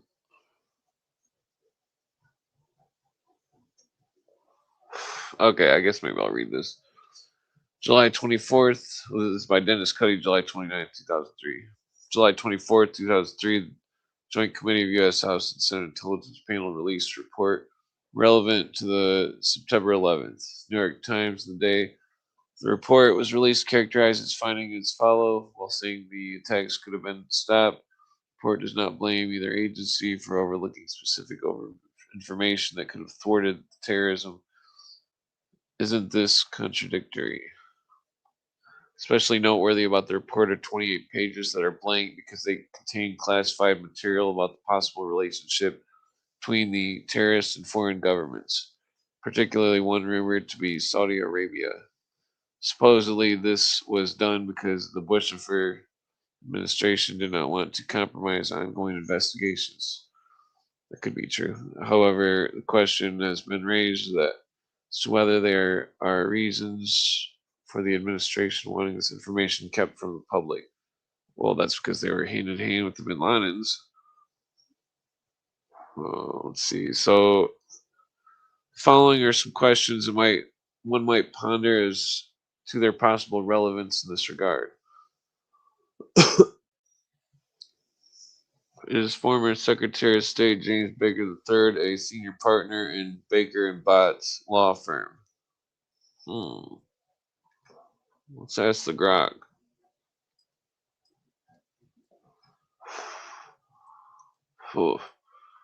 Let's ask the Grok indeed. I need to quit smoking these damn cigarettes. I don't know what the fuck's wrong with me. I quit caffeine and then smoke cigarettes. Like, what the fuck's wrong with me? Oh, yes. Grok says yes. The firm's official website currently lists him under people as James A. Baker III, partner and State Secretary Baker is presently a senior partner in the law firm at Baker Botts. He also served as honorary chairman of blah blah. Okay, so let's go to the next question. Is Baker and Botts representing Prince Sultan bin Abdul Aziz of Arabia against lawsuits seeking $1 trillion in damages on behalf of 9/11? Let's see if see what the Grok says.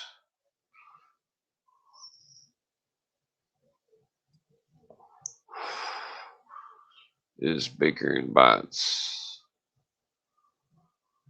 This is taking too long. Let's see. How's everybody doing tonight? How y'all doing? Okay, so it's still working on it here. Looks taking so long. Okay, let's go to the next one here. Number 3, did Prince Sultan for 16 years approve regular payments to the International Islamic Relief Organization and 2 additional grants to the World Assembly of Muslim Youth, but both groups suspected of aiding the terrorists? Okay, so Grok's taking forever on this question here. Okay, so Grok says yes. Baker Botts LLP represents Prince Sultan bin Abdul Aziz Al Swad defense and blah blah. Okay, so let's ask it this next question. Let's see what's going on. Let's see what Dennis Cuddy's trying to go over here. Let's go to this while it's thinking.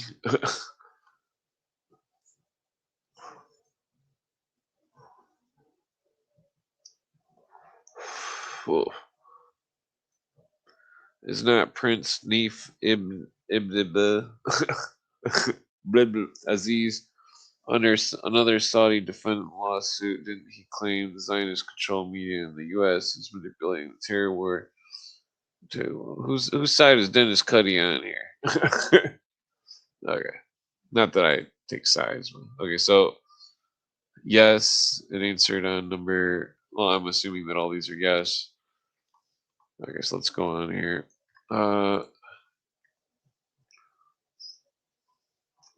Don't they represent the transnational corporations?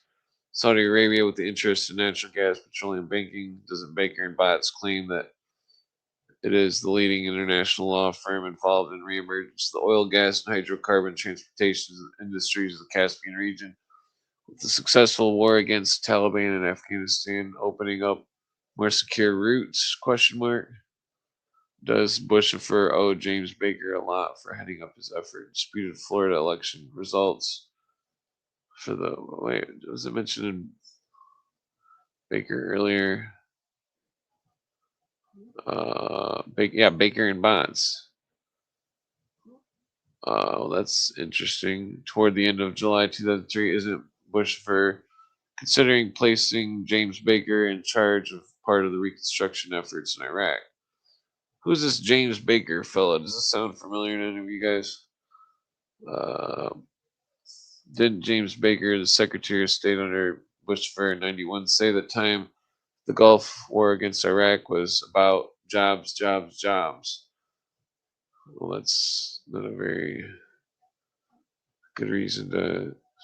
Isn't James Baker senior counselor to the Carlyle Group, merchant banking firm involved with defense contractors, telecommunications? Didn't Carlyle Group receive $50 million to train Saudi National Guard, which protects the monarchy there? Isn't Bushifer a consultant to the marketer of Carlyle Group? Did the receive fees as director of a subsidiary of Carlyle? Weren't the members of Bin Laden family investors in the Carlyle prior to 9/11? These are all really good observations that Dennis Cuddy's made here. Didn't Bushifer stay with the members of the Bin Laden family when he visited Saudi Arabia? Did the Bureau escort members of Bin Laden family out of the U.S. after 9/11? Blah blah. Some of these I've known about, but not all of them. I mean, I've read this before, but it doesn't sink in or anything. Fucking all this information. Blah blah. Rumsfeld, Carlyle Group, wrestling partners at Princeton University. James Baker, a student at Princeton University, at the same time with Carlucci and Rumsfeld. If not Carlucci, wait a minute. What is which college fraternity were they in?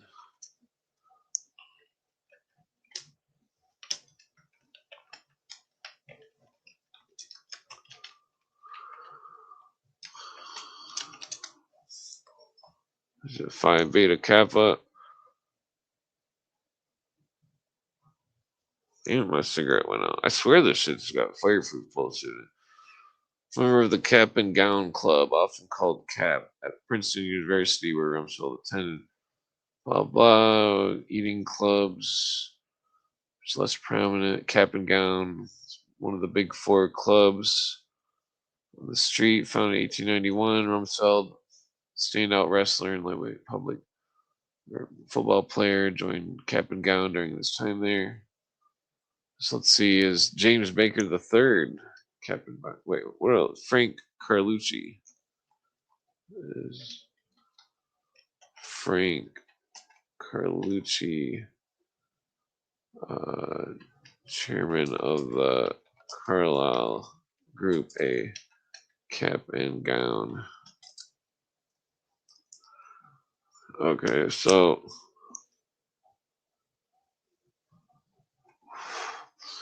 Carlucci was not a member of the Cap and Gown.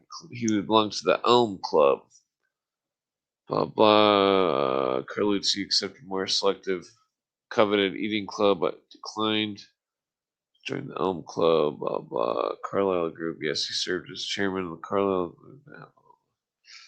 Okay, so the fraternity isn't the connection. Hold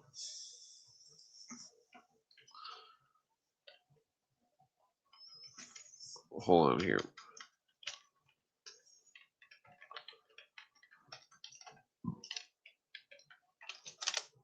I wonder if there's a wrestling secret society at Princeton.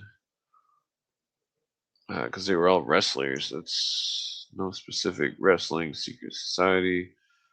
Cap and Gown Club. Okay, so the Cap and Gown Club is an athlete club. Let's see, 21 Club, Princeton's best known unofficial secret society, all male drinking group, 21 blah blah, Ivy and Tiger Inn, the Cap and Gown Cottage, Ivy and Tiger Inn. Oh, those are all clubs. Tiger Inn. Okay. Okay. Well, I don't think that those are relevant here. Let's. What else do we got here? How's everybody doing in the? How y'all doing? Okay, so have not Carlucci and Rumsfeld been members of the Project for the New American Century, which was leading force behind the movement to go to war in Iraq? Did the James Baker III Institute for Public Policy, the Council of Foreign Relations, sponsor an independent task force, including Enron Chairman Kenneth Lay and numbers of top oil company executives, which issued a report year before 9/11 stating that, quote, the exports from some oil discoveries in the Caspian Basin could be hastened if a secure economical export route could be identified swiftly, end quote, such as via Afghanistan. Did task force also refer to the threat that Saddam Hussein posed on oil markets and recommended that the United States should conduct an immediate policy review towards Iraq, including military, energy, economic, political, diplomatic assessments. What's going on? Stinkly. What's going on, Dank? Relevant to the congressional report submissions regarding Saudi Arabia, hasn't Senator Charles Schumer said on ABC's this week that, quote, it seems that every time the Saudis are involved, we stop for months and months. The Saudis didn't give flight manifest and who was on their planes, the only country, blah, blah. Saudis always seem to get the special exception. Number 20. So didn't even Republican Senator Richard Shelby say that most of the classified material is the congressional report should have been released? Hasn't former CIA agent Robert Beer said on NBC Dateline that no one in the White ready to take the Saudi royal family? Deliberate blindness came from top. Keep in mind this article is from like 2003. Dennis Cuddy, newswithviews.com. Because you're going to risk annoying the royal family, blah blah. Okay, this one's pretty boring too. Okay, I mean it's good, but it's pretty boring here. Trilateral Commission, Brzezinski proclaimed we cannot leap into the world government without through one quick step, but rather via progressive regionalization. Isn't a stable Middle Eastern region necessary before it can be linked to America, European, and Asian regions? Could this be the ultimate goal? That's interesting. Powerful political forces always at war. World citizenship to world government. Which one should I read here? Where's accountability? Waiting for Brahimi. The fuck is that? Let's see what we got here. Brahimi.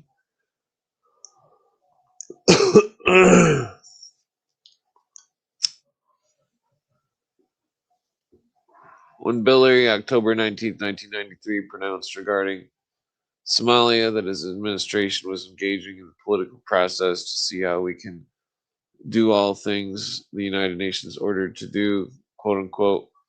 Conservatives were outraged. How could the retard be differential to the socialist denominated UN?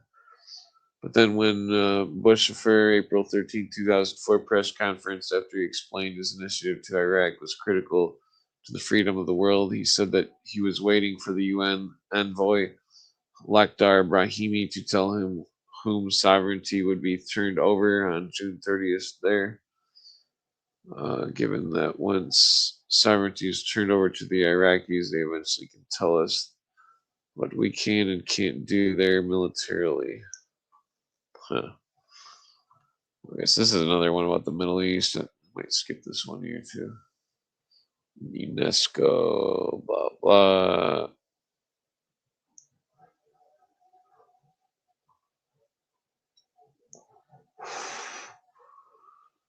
Okay, so the conservative opposition to the UN, blah blah. Let's see. Oh, this is funny. It's mentioning Bo Jiden, Committee on Foreign Relations, blah blah. NATO becoming a peacekeeping surrogate of the UN to foster the creation of the New World Order. So Bo Jiden talking about the UN New World Order. Cooper says that right in the UN Charter, it says the NATO is created under the auspices of the UN.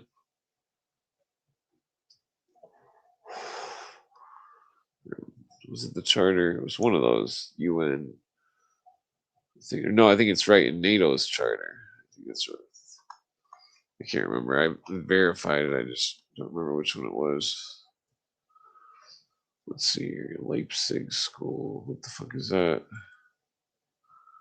Sounds like some kind of fucking let's see, Frankfurt School. Great deal of attention has been paid. American Society of Frankfurt School, associated with names like George Lukács, Max Horkheimer, Erich Fromm, Theodor Adorno, Wilhelm Reich, and Herbert Marcuse. Yeah, the Adorno is familiar, so is Reich. However, practically no attention has been given to the effects of the Leipzig School, which is equally important. The following is an outline of the background history of the Leipzig School. Oh, Rousseau. Rousseau's social contract and Swiss educator Pestalozzi impacted French Revolution. Pestalozzi's philosophy in American schools, 1806, and believed religion should not be a guiding principle in education. Horace Mann, father of American public education, picked up on this. Weishaupt infiltrated French Revolution and through education accomplished many goals. The Illuminati also places people with future rulers. Tsar Alexander I to educate them. Comte de Saint-Simon's scientific and collectivist socialism was industrial feudalism ruled by self-appointed elite. Robert Owen and his son New Harmony. A New Harmony followed from this. The Orestes Brownson said their goal was to have national education without Christianity. Number 5, St. Simon's secretary Auguste Comte coined sociology, 1838. During this time, Ludwig von Westphalen taught St. Simon's principles to von Westphalen's son-in-law, Karl Marx. Yeah, all you fucking Marxists can wallow in your fucking bullshit.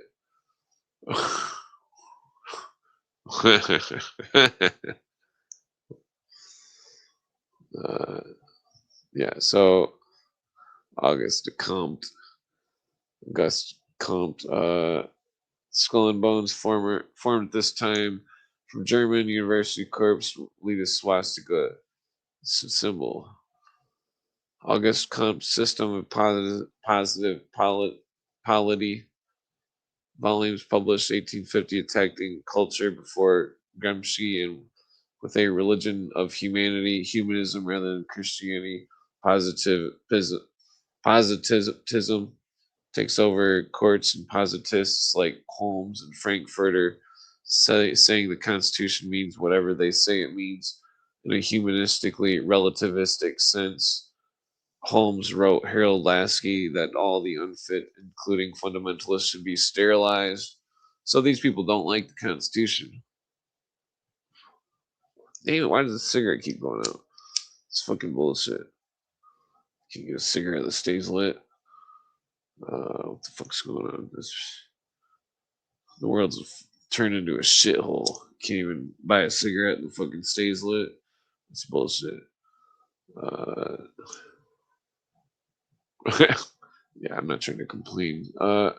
St. Simon's leaders controlled sociologist industrial feudalism is picked by John Ruskin, swastika on the grave, who reads Plato daily and believes children belong to the whole community. Fucking socialist piece of shit. Ruskin belongs to Society for Psychical Research.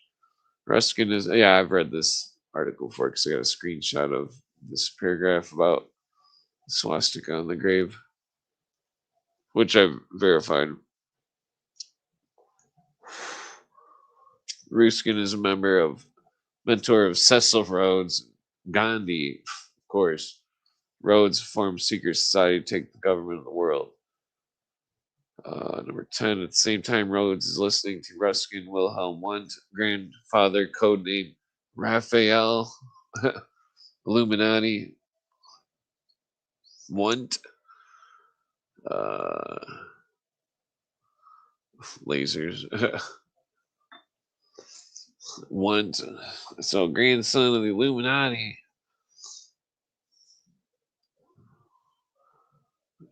Okay, so at the same time, so Ruskin and Rhodes, and Gandhi, and where's that? At the same time, Rhodes is listening to Ruskin Wilhelm Wundt's grandfather codename. Begins experimental lab in 1870s in Leipzig University. Wundt arrives in 1875 and lab begins 1879. Pavlov comes to Leipzig to study in 1884, and G. Stanley Hall is Wundt's first American PhD student. Hall, brought to Johns Hopkins University by the Skull and Bones member Daniel Coit Goldman, and Hall mentors John Dewey, father of progressive education there.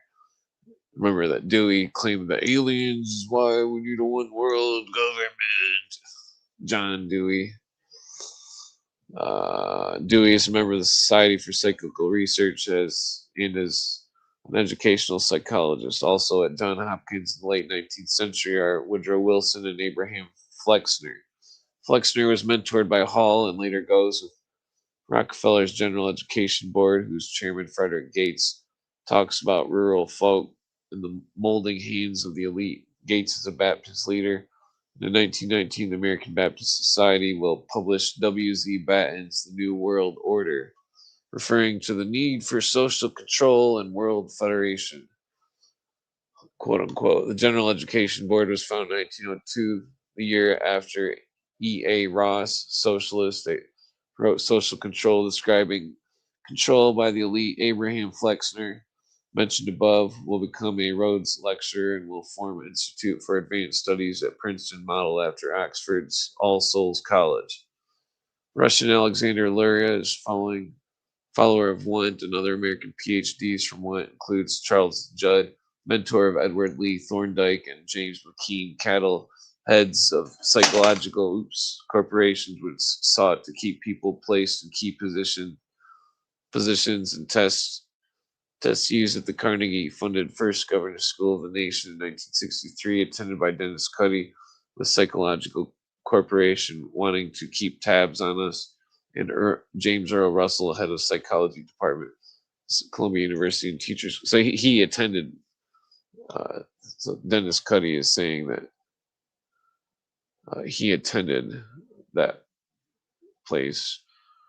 Hall's student John Dewey, early to 1900s, members of Intercollegiate Socialist Society, later called the League for Industrial Democracy, with Dewey as its president. 1904, Dewey joined the faculty of Columbia University Teachers College. Dewey, known as the Progressive Education, father of progressive education, and he was honorary president of the National Education Association in 1932. The NEH in 1912 began to promote the training of teachers in sex education, for sex education promotion of Bela Kun regime in Hungary under the George Lukács. 1919 became deputy commissioner for the culture and founded the Institute for Marxist Research, which was renamed the Institute for Social Research or Frankfurt School. It's in Germany. Dewey, Dewey 1916, Democracy in Education says independent independent individualist has form of insanity as the group is what counts. I think he might have mistyped something there, but I get what he's saying, that they're calling independent individuals insane. And the group is what counts. Dewey, 1919, the Institute for International Education, which holds 1930s Moscow summer sessions to train young Americans in Soviet philosophy. The National Advisory Council, the IIE, is Frank Porter Graham, president of the University of North Carolina, 1930 through 49, who was active in the fierce fight against a proposed New York state law to bar from the teaching profession anyone advocating overthrow of the government. Well, that's definitely, well, that's fucked up. Okay, so Dewey, 1920s in Russia. In Russia, Dewey, 1920s. Keep in mind, I'm reading a Dennis Cuddy article. That was a quote from Chicago Daily Tribune, August 6, 1946, page 1-4. Dewey, 1920s in Russia, loves Bolshevism and undermining church and family, and he describes it in the New Republic, December 5th, 1928.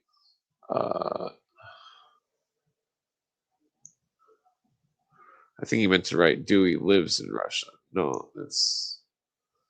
I'm not sure. Russia.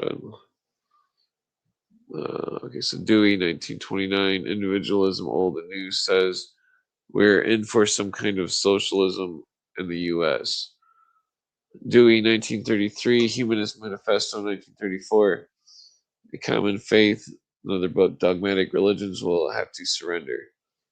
Dewey's influence at Columbia University, Teachers College, great, and by early 1950s, it was producing 1/3 of 160 largest school system principals and superintendents. Progressive education controlled classrooms by the 1960s. Auguste Comte had argued that the intellect should be subordinated to the heart, and in the 1960s, effective education replaced cognitive as most important. It would hurt Johnny's self-esteem to fail him, so there was grade inflation and social promotions. Moral absolutes were out, and values clarification brought humanistic moral relativism and via situation ethics.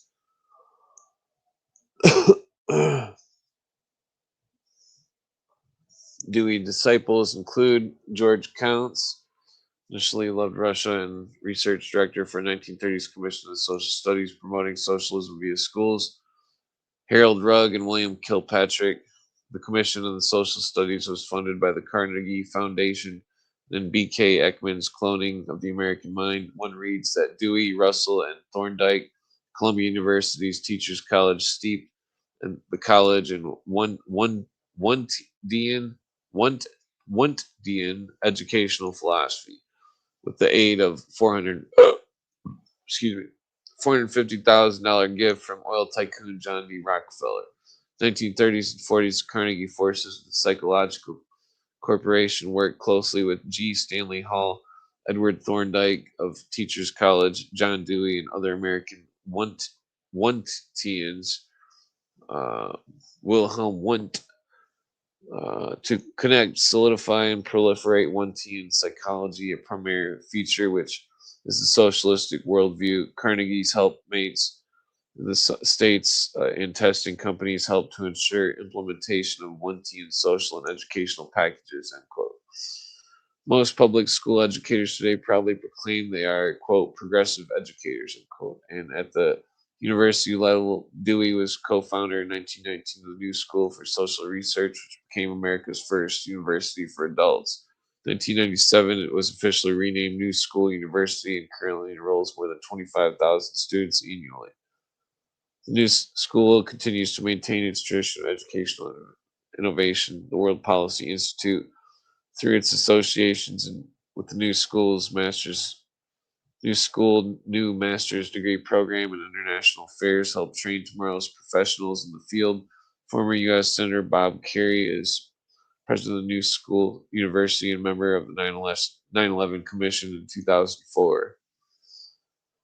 Wundtian psychologist Kurt Lewin comes in the U.S. in 1933, promoting his theories of group dynamics. Rockefeller Foundation, 1933, focused on social control research, and in 1938 funded the radio project for Princeton University. Frankfurt School, Theodore Adorno musical director, and in 1945 funded Tavistock Institute for Human Relations based on Lewin's principles, social chaos theory, followed by Tavistock's Fred Emery's social turbulence theories, where people in other groups can go into psychological retreat due to emotional other crisis. Lewin was an OSS, later called CIA in World War II. Remember, see how it says social chaos? Remember I was talking about people and their disruptive idiocy. That's what they're doing. Social chaos, disruptive idiocy. Uh, People saying stupid shit to shock people. That's what the psychological aspect of the Christ consciousness bullshit is, because the people say they're Jesus and it shocks people that are religious. It's all about this social chaos. 1990s, Tavistock Institute and the European Commission worked on the feasibility study to research the effect of using smart cards in competitive accreditation. The study will be carried out in the USA and parts of Europe. The project involved assessing and validating student skills and information placed on personal skills smart cards, which become real passports to employment.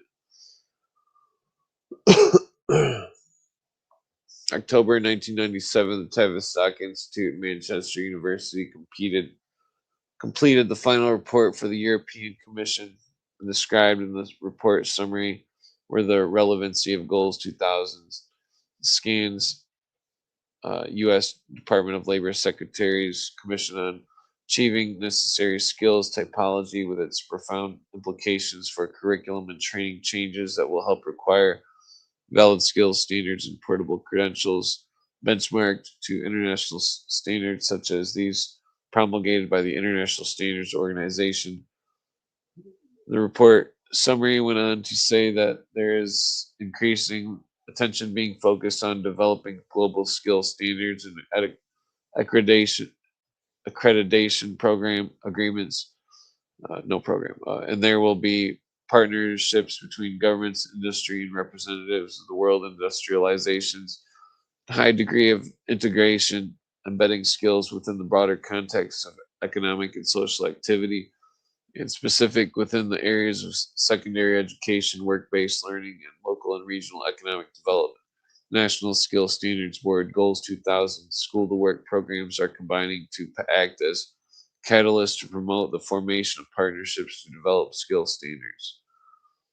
So they're talking about the socialization of fucking American workers. Let's see here. Where does it get into some juicy shit here? Should I just pass out? America's New God. Let's see what it's talking about. We're just talking about Willis.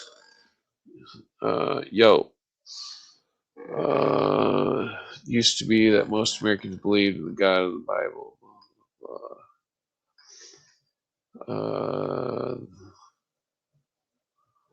Okay, I might just skip this article here. Kentucky Supreme Court granted legal authority, blah, blah. Michael Schiavo. Okay, what is this? Medical profession, Michael Schiavo, are trying to tell people that death by starvation is painless and even euphoric. Maybe I better read the. They're talking about what the fuck are they talking about here? Okay, maybe I better just read this here.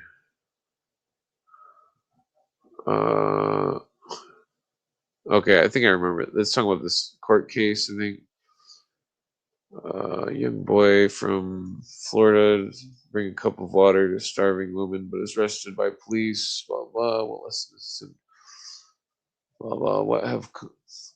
What have we come to as a society if a feeding tube is considered an extraordinary measure that can be removed from someone who is then starved to death? It means that our society has determined there is no obligation to feed those unable to feed themselves, e.g., an infant or paralyzed veteran. Why do we even why do we then legally bother to go after teens who deliver babies in school bathrooms and then leave the babies in the dumpsters? Couldn't they also say they didn't murder the babies but just allow them to die, quote unquote? What the government is doing to Terry Schiavo is state sanctioned murder. It has been going on in hospitals and hospices across the United States for quite some time, long time. It just hasn't been publicized as has the case of Terry Schiavo. But the deaths are no less real, painful, and murder, in which the American public has consented having embraced a culture of death. August 26, 2004, Kentucky Supreme Court granted legal authority to the state of Kentucky to end the life of a citizen of the state, even though it was contrary to the wishes of the person's guardians ad litem. The medical profession of Michael Schiavo are trying to tell people that death by starvation is painless and even euphoric. Do you really think all those people starving to death in concentration camps in World War II were euphoric?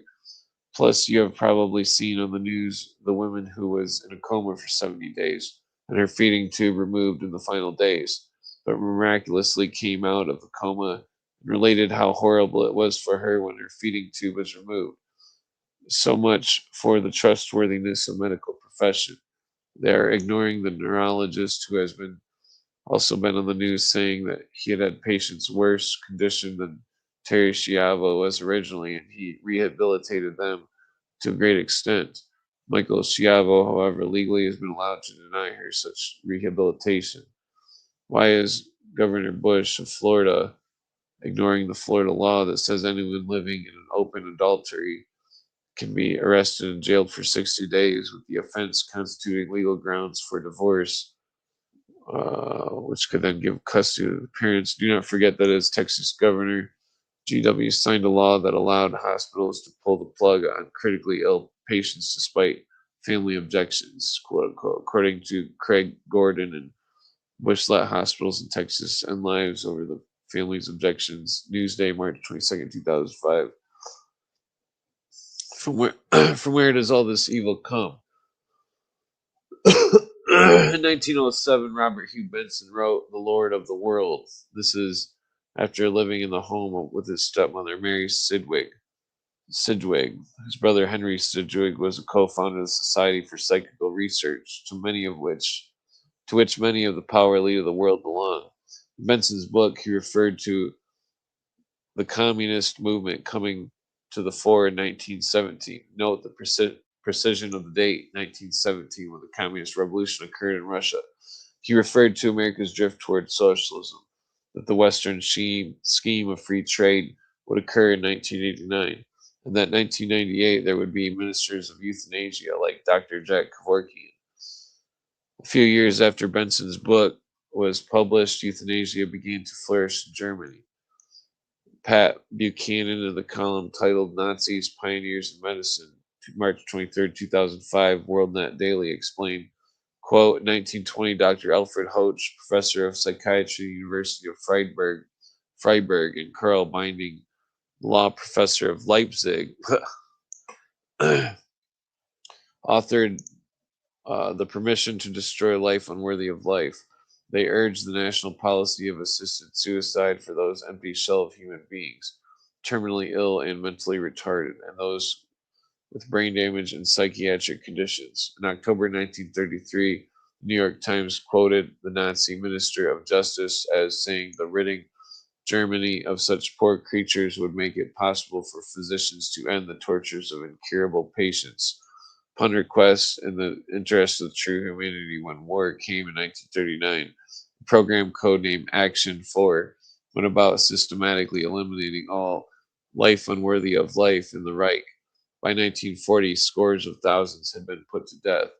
Then Bishop Clemens von Galen took to the pulpit of Munster Cathedral to damn Hitler's regime for plain murder.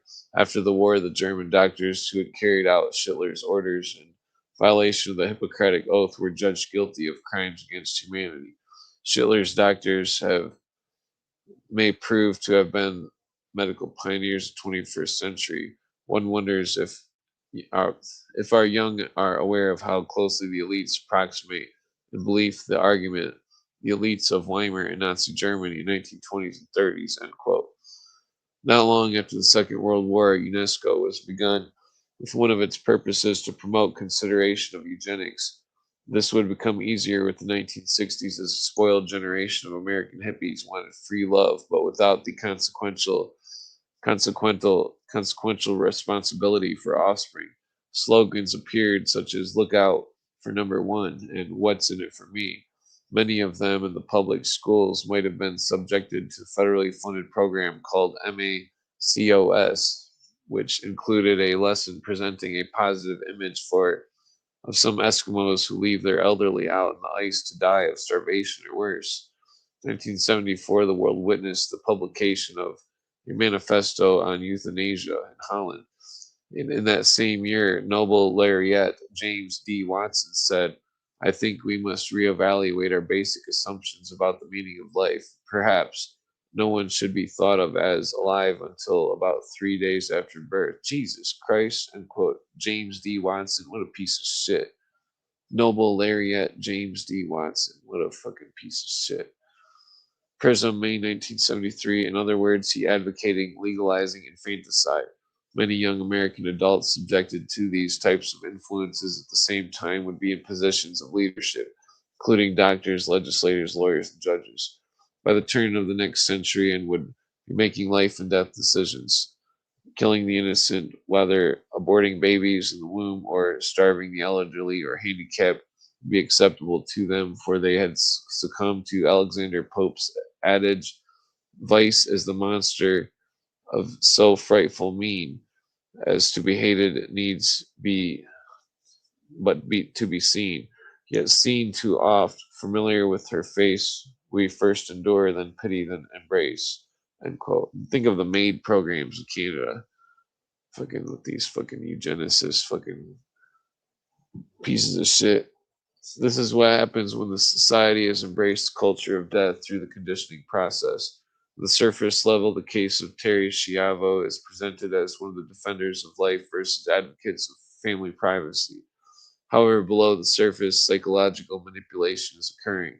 Tavistock Institute of Human Relations senior fellow Fred Emery some decades ago developed what he called the theory of social turbulence, in which people would go into psychological retreat if confronted with a series of crises. For example, in the 1960s, when the Holy Bible and school prayer were removed from the public schools, the public was outraged but submitted to the will of the courts, even though courts' jurisdiction can be limited constitutionally by Congress.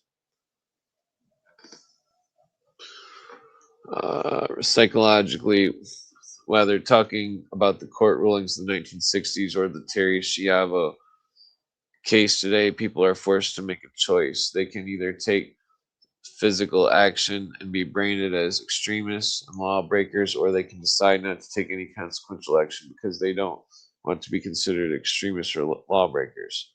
Either way, the power elite prevails because their opponents are either arrested or branded as criminals, and their opponents cower in submission and non-resistance. Thus, helpless people like Terry Schiavo can be cruelly starved to death, which most people wouldn't even do to an animal, and American public simply accepts it. I am afraid, though, that, keep in mind I'm reading Dennis Cuddy, that there will be a price to pay for this. I am afraid that because of Americans' failure to act to defend innocent human life, God will permit another blah blah. Perhaps then Americans will stop worshiping the God of self and return to worshiping the God of the Bible. Let's see here. The Athelia report. I've been on here for quite some time. I might just pass out here. Where's something good here?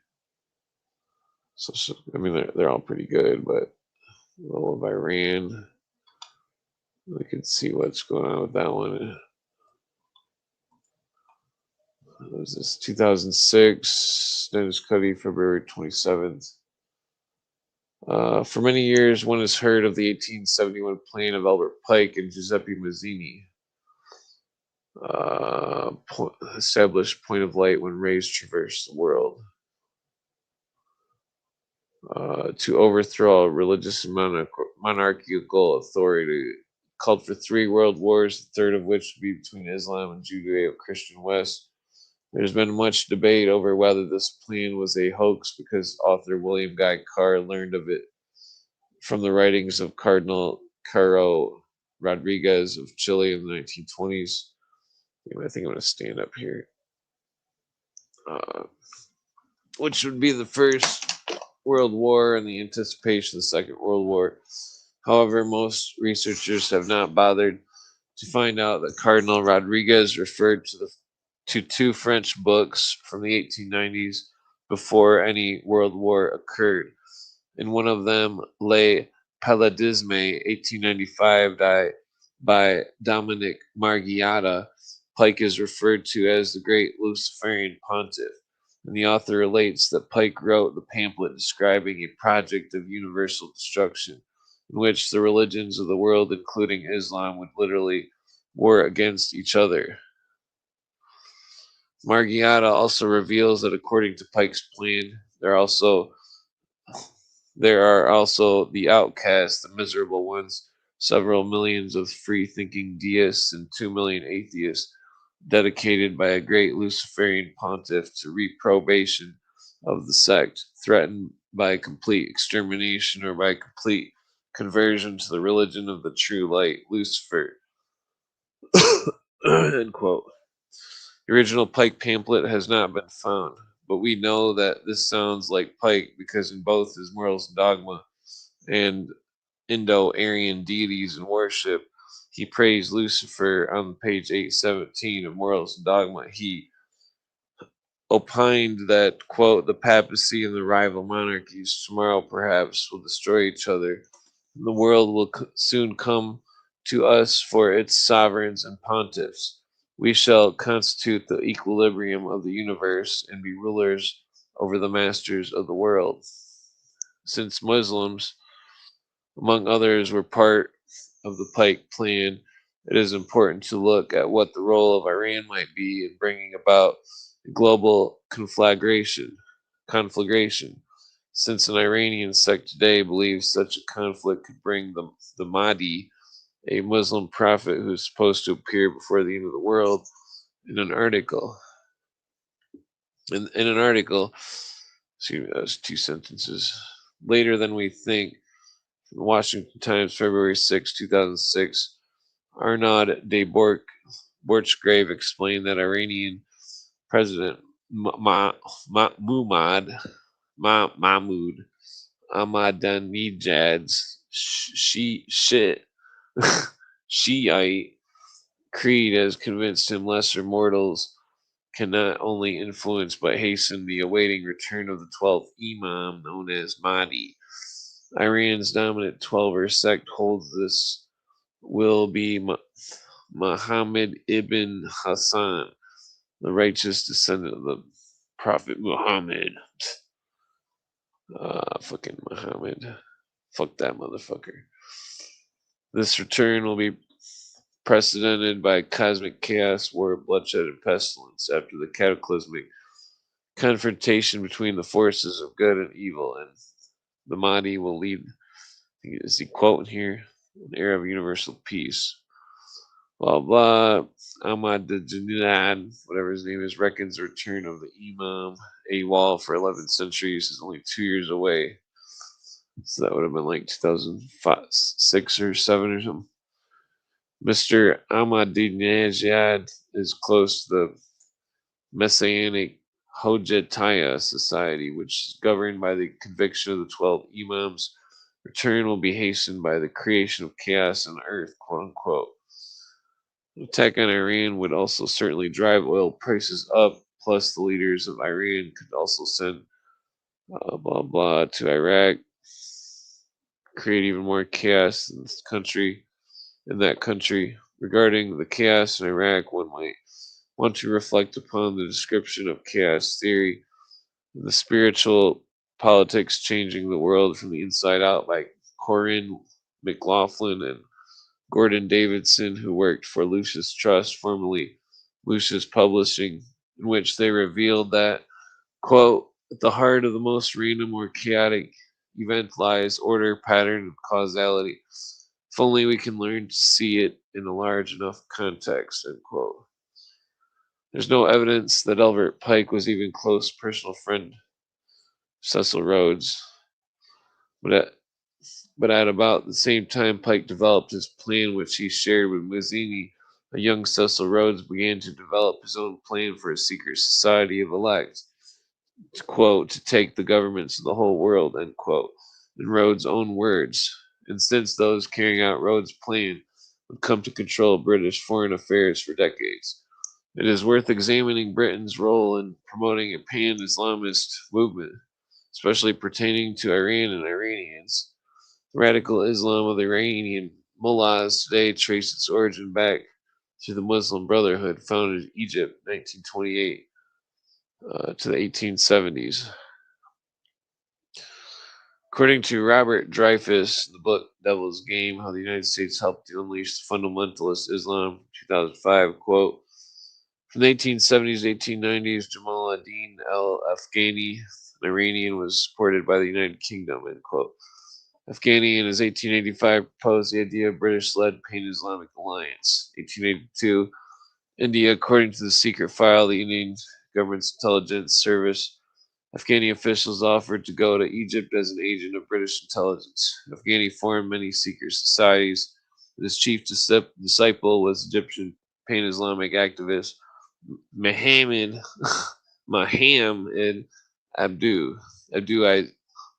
Abdu's ideas were promoted in Egypt in the Lighthouse magazine, which influenced Hassan al-Banna, founder of the Muslim Brotherhood in Egypt, who was connected to one of the disciples of Weishaupt. After the British literally took control of Egypt in 1881, Flora Shaw in 1886 went there as a correspondent of William Stead's Pall Mall Gazette. Stead was a confidant of Cecil Rhodes, and both Rhodes and Shaw and Gandhi were disciples of John Ruskin, who wrote of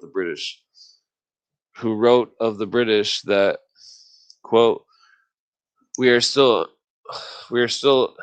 ungenerate in race, a race mingled in the best northern blood, end quote. Ruskin also espoused the socialist doctrine in Time and Tide in 1867 with great government authority over the people. Stead introduced Shaw to Rhodes in 1889, 2 years before Rhodes' secret society was formed. Shaw became an ardent supporter of Rhodes' dream, British imperialism, by the way.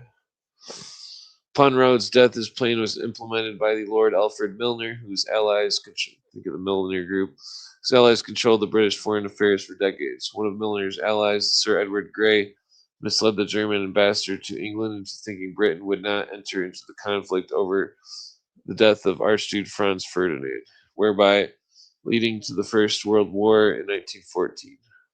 The Montreal Gazette, September 11, 1912, is related by Abdul Baha that the time is less than 2 years hence when the tiny spark has set the world ablaze, quote unquote.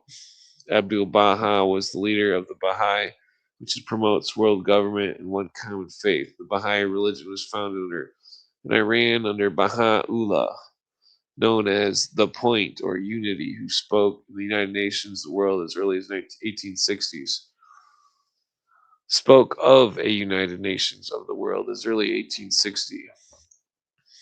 And according to Robert Dreyfuss in The Devil's Game, the Baha'i religion has been accused of having ties with British intelligence and Abdul Baha knighted by the British government. Keep in mind, Cooper does quite a few episodes on these fucking Baha'is, Maitreya, all this Baha'u'llah, all this fucking bullshit. These fucking internationalist fucking pieces of shit that have eroded our constitution from far off deserts and shit. Fucking before World War One, the British had already helped the family of Ibn Saud create the first fundamentalist Wahhabi Islamic nation of Saudi Arabia and helped install Hashemites as king of Iraq and Jordan after the First World War. Sir Percy Cox in November 1922 drew up what became the Iraq-Kuwait border, which deliberately, did not allow Iraq access to the sea, so it would remain dependent upon Britain. This would play an important part of Iraq's resentment toward the West and Kuwait, which helped to cause recent conflicts in the region. After the Second World War, the Pan-Islamic Muslim Brotherhood was used by British intelligence, the CIA against nationalist leaders Gamal Abdel Nasser in Egypt and democratically elected Mohammed Mossadegh in Iran. When Mossadegh nationalized Iranian oil in the 1950s, the British CIA funded this overthrow in August 1953 with the help of Ayatollah Syed Abul Qasim Kashini, who reinstalled the Shah of Iran. The U.S. then, in 1978, removed from power the Shah, who was succeeded by Ayatollah Ruhollah Khomeini, who had been mentored by Kashani.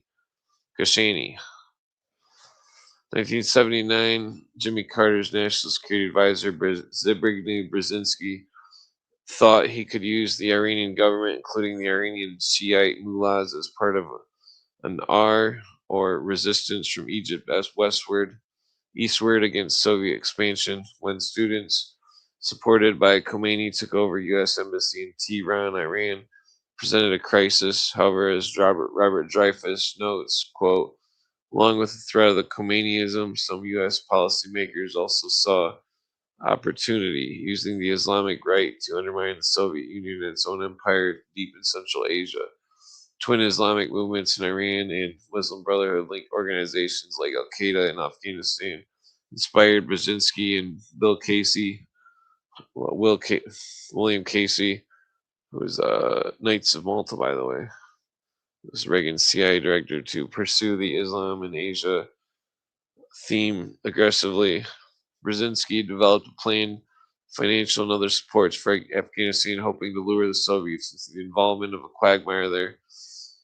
And the Soviets invaded December 1979. After this, Zalmay Khalilzad, current U.S. ambassador to Iraq, keep in mind this article is from like 2006, neoconservative RAND strategist, wrote a paper explaining, quote, the Khomeini regime also poses risks to the Soviets. The change of regime has encouraged similar movements in Iraq and Afghanistan and might even affect Soviet Muslim Central Asia, quote unquote. Perhaps it is useful at this time to remember that according to the 1952 map prepared by the World Association of Parliamentarians for World Government meeting in London in 1952, when the world government comes into being, U.S. forces will be patrolling Central Asia, e.g., Kazakhstan and Uzbekistan, etc. Brzezinski at Mikhail Gorbachev's first State of the World Forum in 1995 said, quote, we cannot leap into world government through one quick step. The consensual global system requires a process. The precondition for eventual and genuine globalization is progressive regionalization, because by that we move toward larger, more stable, more cooperative units, end quote. This is the same strategy proposed by Cecil Rhodes Association of Helpers, member Power Elite, Corbell in the Post-War World's 1942 book. Relevant to this, the Bank for International Settlements, BIS, the world's central bank for all nations' central banks, produced in 2003, paper number 17, quote, regional currency areas and the use of foreign currencies, end quote. BIS, is Bank of International Settlements, is promoting the Amero as currency North American Monetary Union, first proposed in 1999 by Fraser Institute of Canada. The ultimate goal of the Power Elite is to link all regional economic arrangements to a single global system with one global currency, which, according to The Economist, January 9th, 1988 will be 2018 AD, called the Phoenix currency. But they never actually, he says that they converted it into the Bancor, BANCOR. So if the leftist communists get in power again, you better buy some of those Bancor cryptocurrency, because once the leftists get in power, that shit's gonna go skyrocket up in price value. Fucking leftists. Yeah, sit back down here. I guess I got one more. Well, I've read all these before on here. How long I might just pass out here. I'm pretty tired. Okay, yeah. Well, well, actually, I got where's that little jar of those stupid joints? Oh, I think I lost them. Damn it, where the fuck did they go?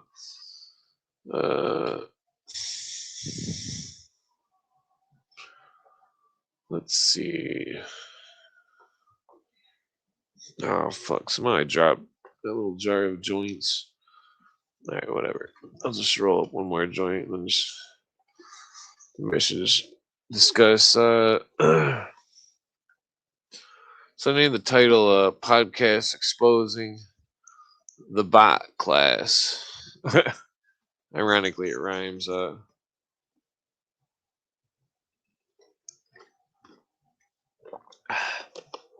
Sorry to take a drink. The bot class. This is what I'm seeing with these Marxists and all their fucking stupid arguments. Damn, I'm gonna smoke one more of this purple weed. Fucking the Marxists and their stupid arguments.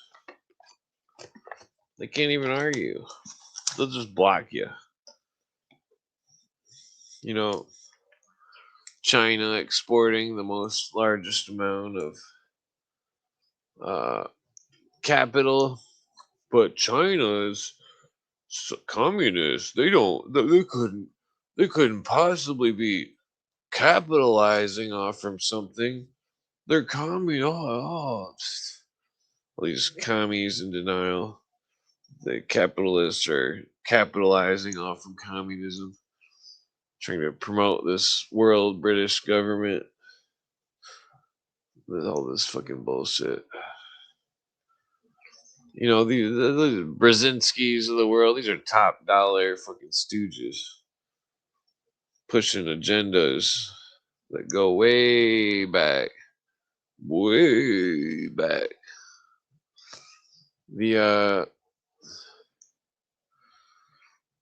You know, it's all very contrary to what the founding fathers wanted for America, not a bunch of bullshit.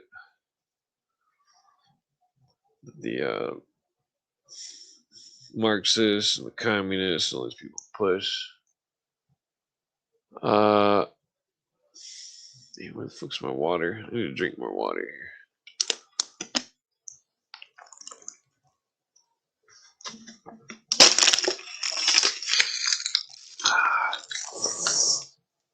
Okay.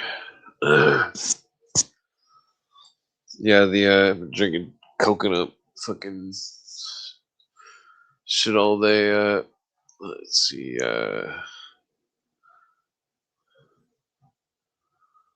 Well, I'm gonna go. I'm not gonna read this article anymore. I'm pretty tired. Just gonna discuss. Maybe I should put a beat on here. Put a beat on. Damn, I don't remember which beats didn't hit the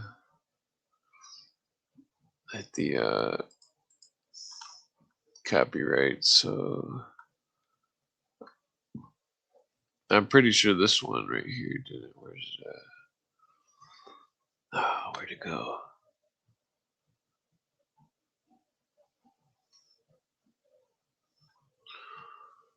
Damn, this is taking forever. Where'd it go? Onyx. No. Hold on here. I can't see shit. Okay. Let's put on the screen since I'm blind. Let's see. Where did it go? What the fuck's going on here? Okay, there's one of them. Okay, I can only find one. Whatever. Fuck it. Ouch. Jeez. That's fucking loud.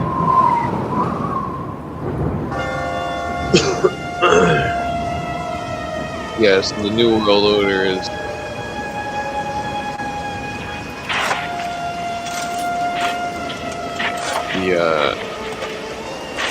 the internationalist brainwashing you to complacency, believing that the only goal is socialism. It's like, what's his name in his book? Chapter, whatever. Socialism inevitable. Fucking bullshit.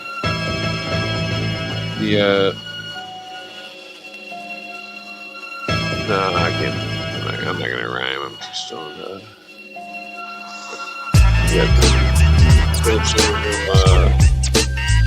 Inevitable mind people living in a delusion of our socialist gods at the same time.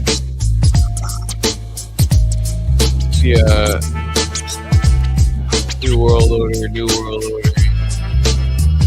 Watch the videos on Twitter of people training robots in China to do their job. The age of the robots is here. The new dawn of mankind.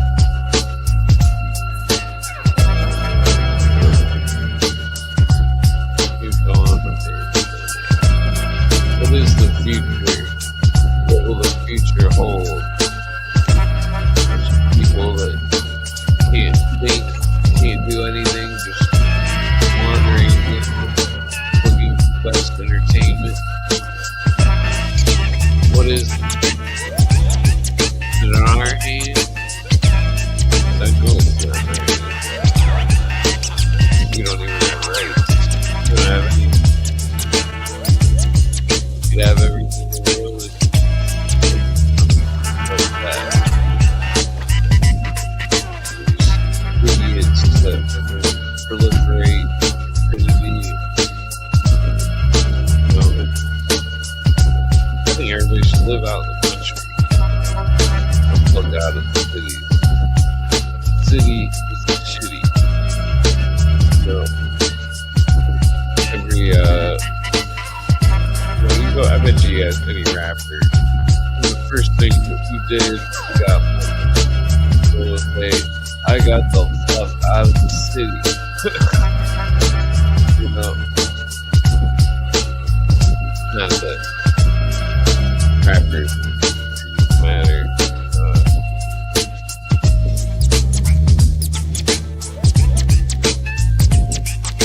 I got nothing here.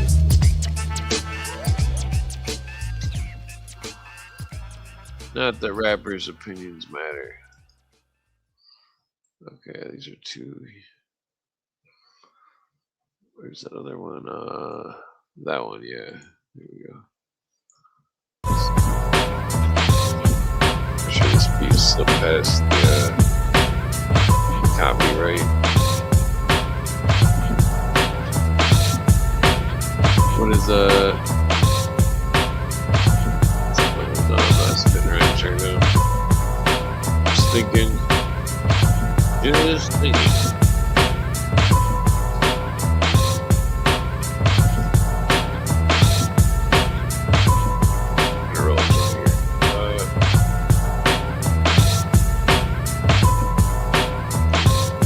Yeah, so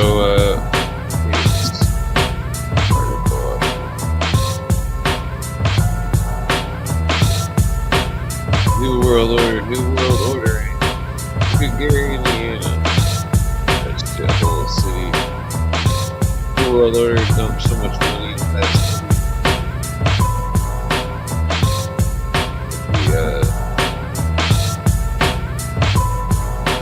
bizarre stuff going on in the world. These socialists are goddamn garbage. I'm talking about the socialists who's brainwashed into socialism. Usually people they want to label themselves as this new world order, this elite class of socialism. All these stupid idiots talk about all of them, the ruling class, this man, the Epstein class, like that's the Democrat. These Democrats, you talking about all these Democrats? What were you talking about? The ruling, the Epstein class. Nobody wants to respond to that. They all. Where's my lighter at? You can't use the brain to think. Ah, god damn it. Battery's full. Can't use their brain to think. I mean, that's going on in the world. People are so lazy they don't even want to think. They don't even want to choose not to. So they just blindly follow their resembling. Oh, you don't look like me. I think you're cool. That type of thing. Following your resembling.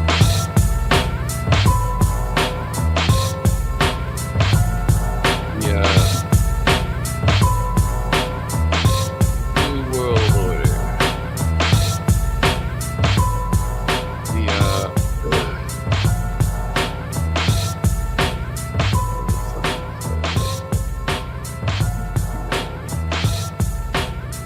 This would be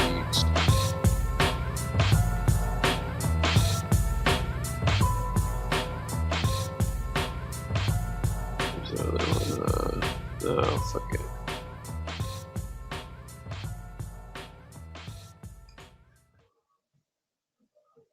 Well, I might as well just break the copyright. So who gives a fuck?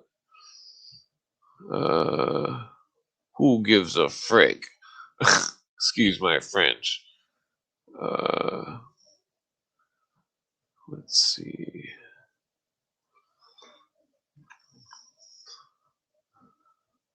Let's see here. Yeah, I like this beat. This is a good one.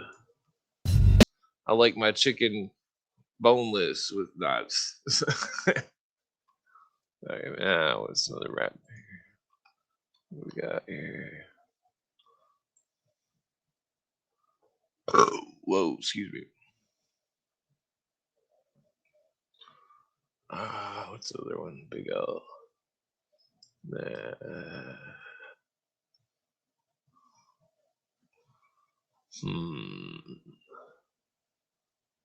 Okay, well, I guess I'm going with this one because it's cool. I know. True.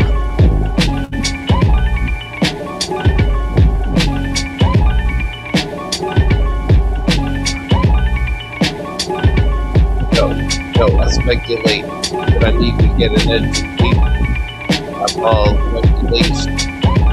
Motherfucking predicate this motherfucking matrix.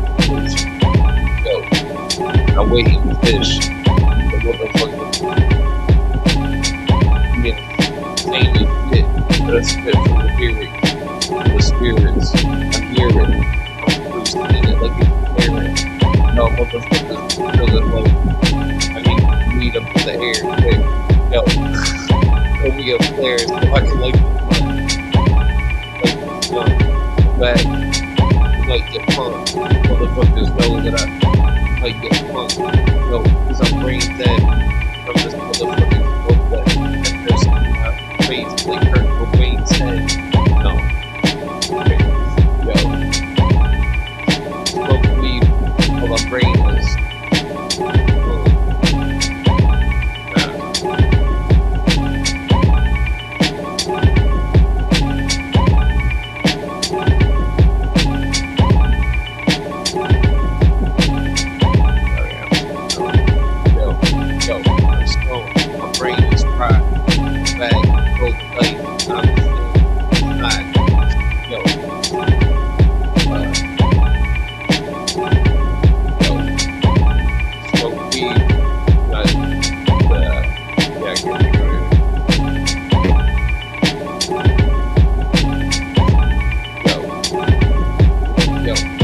a contract, write this proposal. And I say, don't like the way you act.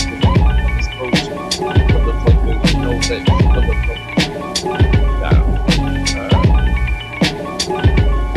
Yo, on the microphone, I roast you back.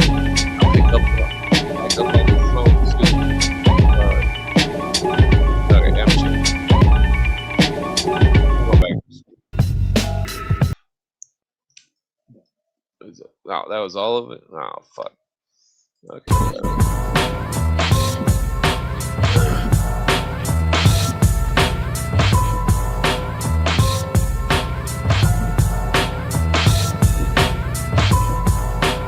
Hamster's a horrible word. I'm not trying to rap about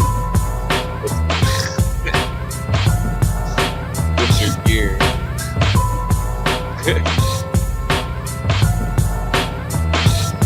What's your gear?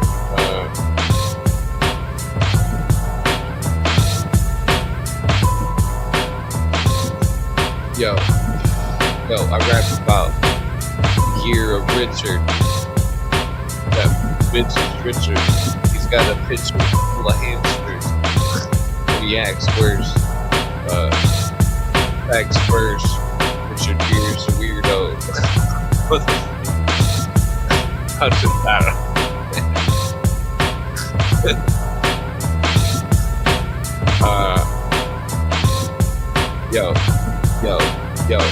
Yo, I smoke weed and I'm quick to win.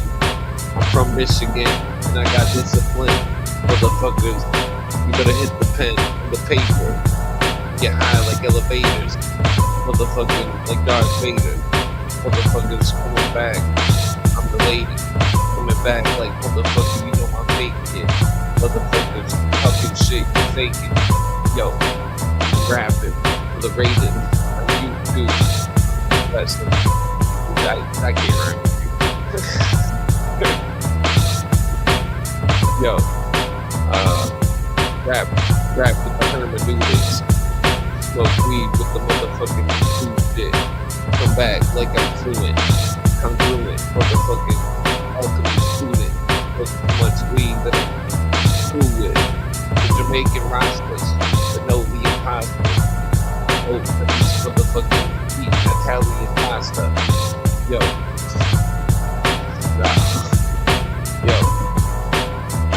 Trying to get some lobster. Yo. I could have made that cool question. Continue.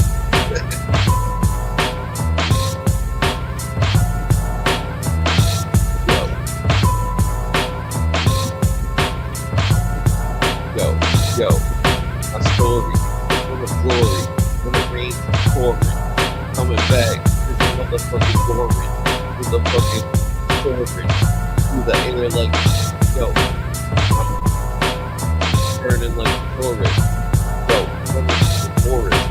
Motherfucker, R.I.P. to the forest. Well, that one, the Onyx.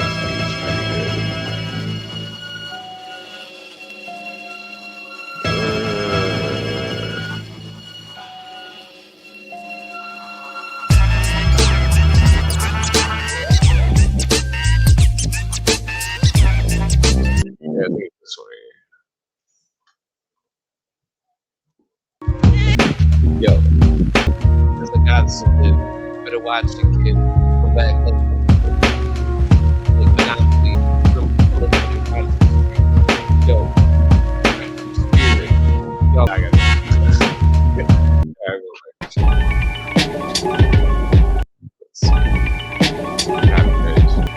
Yo, copyright. Copyright. I thought I knew a sloppy code. What the fuck, son? Yo. Turn the beat down. Need to be clowning, motherfucking bitch. Talking while I'm rolling up some of this mission. Yo, sorry that I fucking missed you. I missed it by mistake. For mistaken. But I'm rolling through while I'm getting baked. And I'm motherfucking cracking like motherfucking breaking. All the motherfucking shit like the food. Y'all motherfuckers roll through like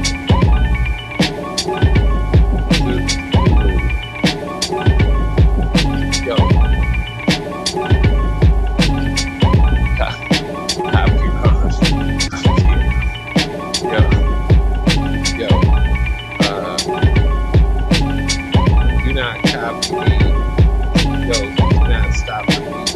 Like V8. Stomp the streets, come back like lost speech.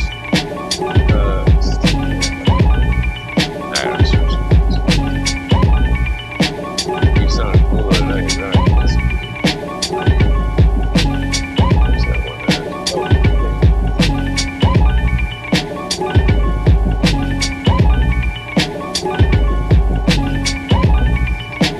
Yo, my hobby, eat Chinese food with wasabi. Get it inside me, pass me the salsa, what, yo.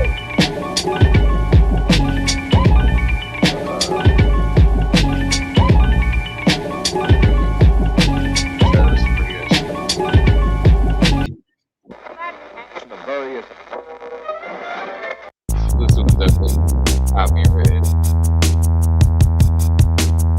This is alright, I'm rolling.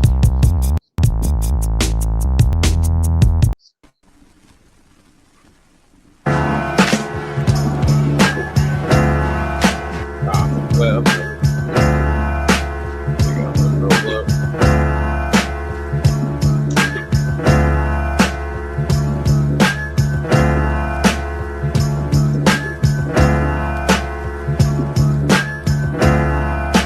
I can't think of anything.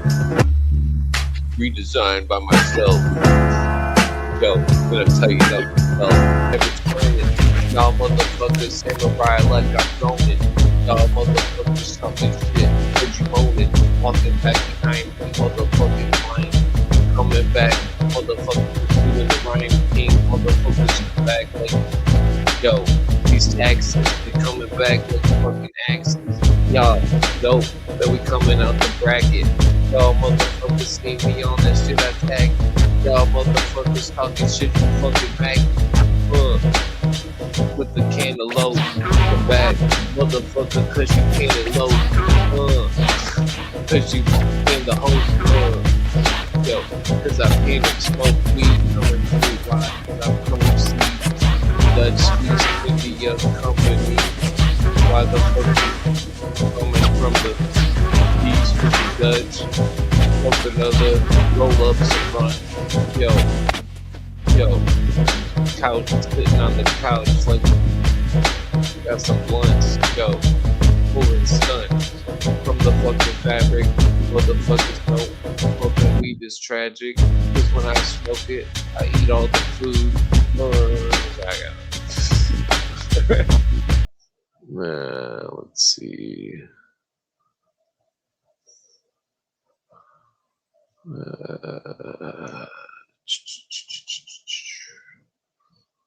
Let's see. Word finesse. Now, look about. I'm gonna put on this one. Yeah, this one. Big L. Alright, Big L got shot. His brother is dead. Supposedly.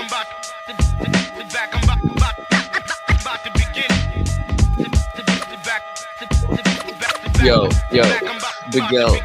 Yo, he got killed because his brother was a piece of shit. And Jay-Z couple later, he the flip. Yo, what's the difference?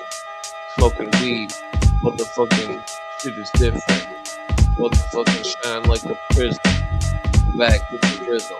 Motherfucking, I'm chillin' under.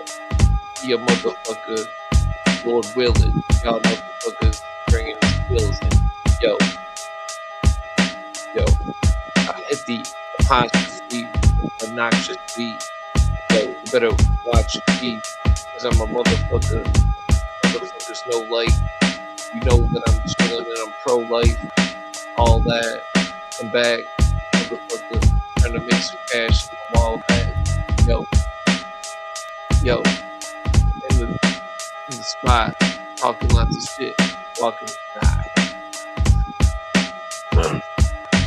Why do I end up in so much shit? I done came way too far to be calling it quits. Jake wanna lock me up even though I'm legit. They can't stand to see a young brother pockets get fit.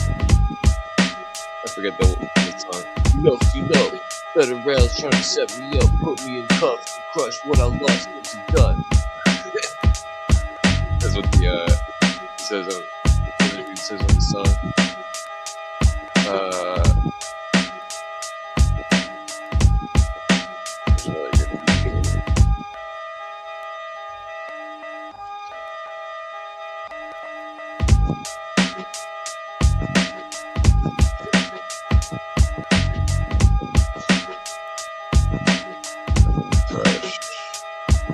Okay, well. Why do I end up in so much shit? I done came way too far. Play-Doh. Wait. Oh, the beat ended. All right, I got one more. Then I'm going. One more. Let's see. I thought you had wicked. Yo, motherfucking talking drinking big sip dip. Both bit quick. Motherfucking bit. Yo, I split it. Motherfuckers acidic. Yo, grab like frogs with the ribbon. Yo, motherfucking back.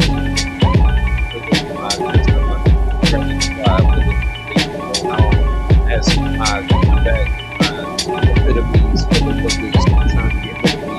Yo, I'm still we can clean the bag about the break green with the team. Motherfuckers be like this. Straight up, believe you bad. Bag, motherfucking bag. Get back. Y'all motherfuckers straight up know what this is. Be bad. Yo, steady smoke rap. Steady smoke, smoking up the road. This motherfucker. I rolled up. Motherfucker, hold up. Yo, be yelling. Motherfuckers talking. I get the money. Motherfuckers chilling while they living in hell quick. Yo, I read it on Yelp, bitch. Yo, I'm stepping, rolling through like effective. Motherfuckers know that I'm a motherfucking shit like a detective. Yo, relentlessly back like I'm again drinking Hennessy. Motherfuckers know like it's sending me to back like yo, I'm so like I motherfucking smoking.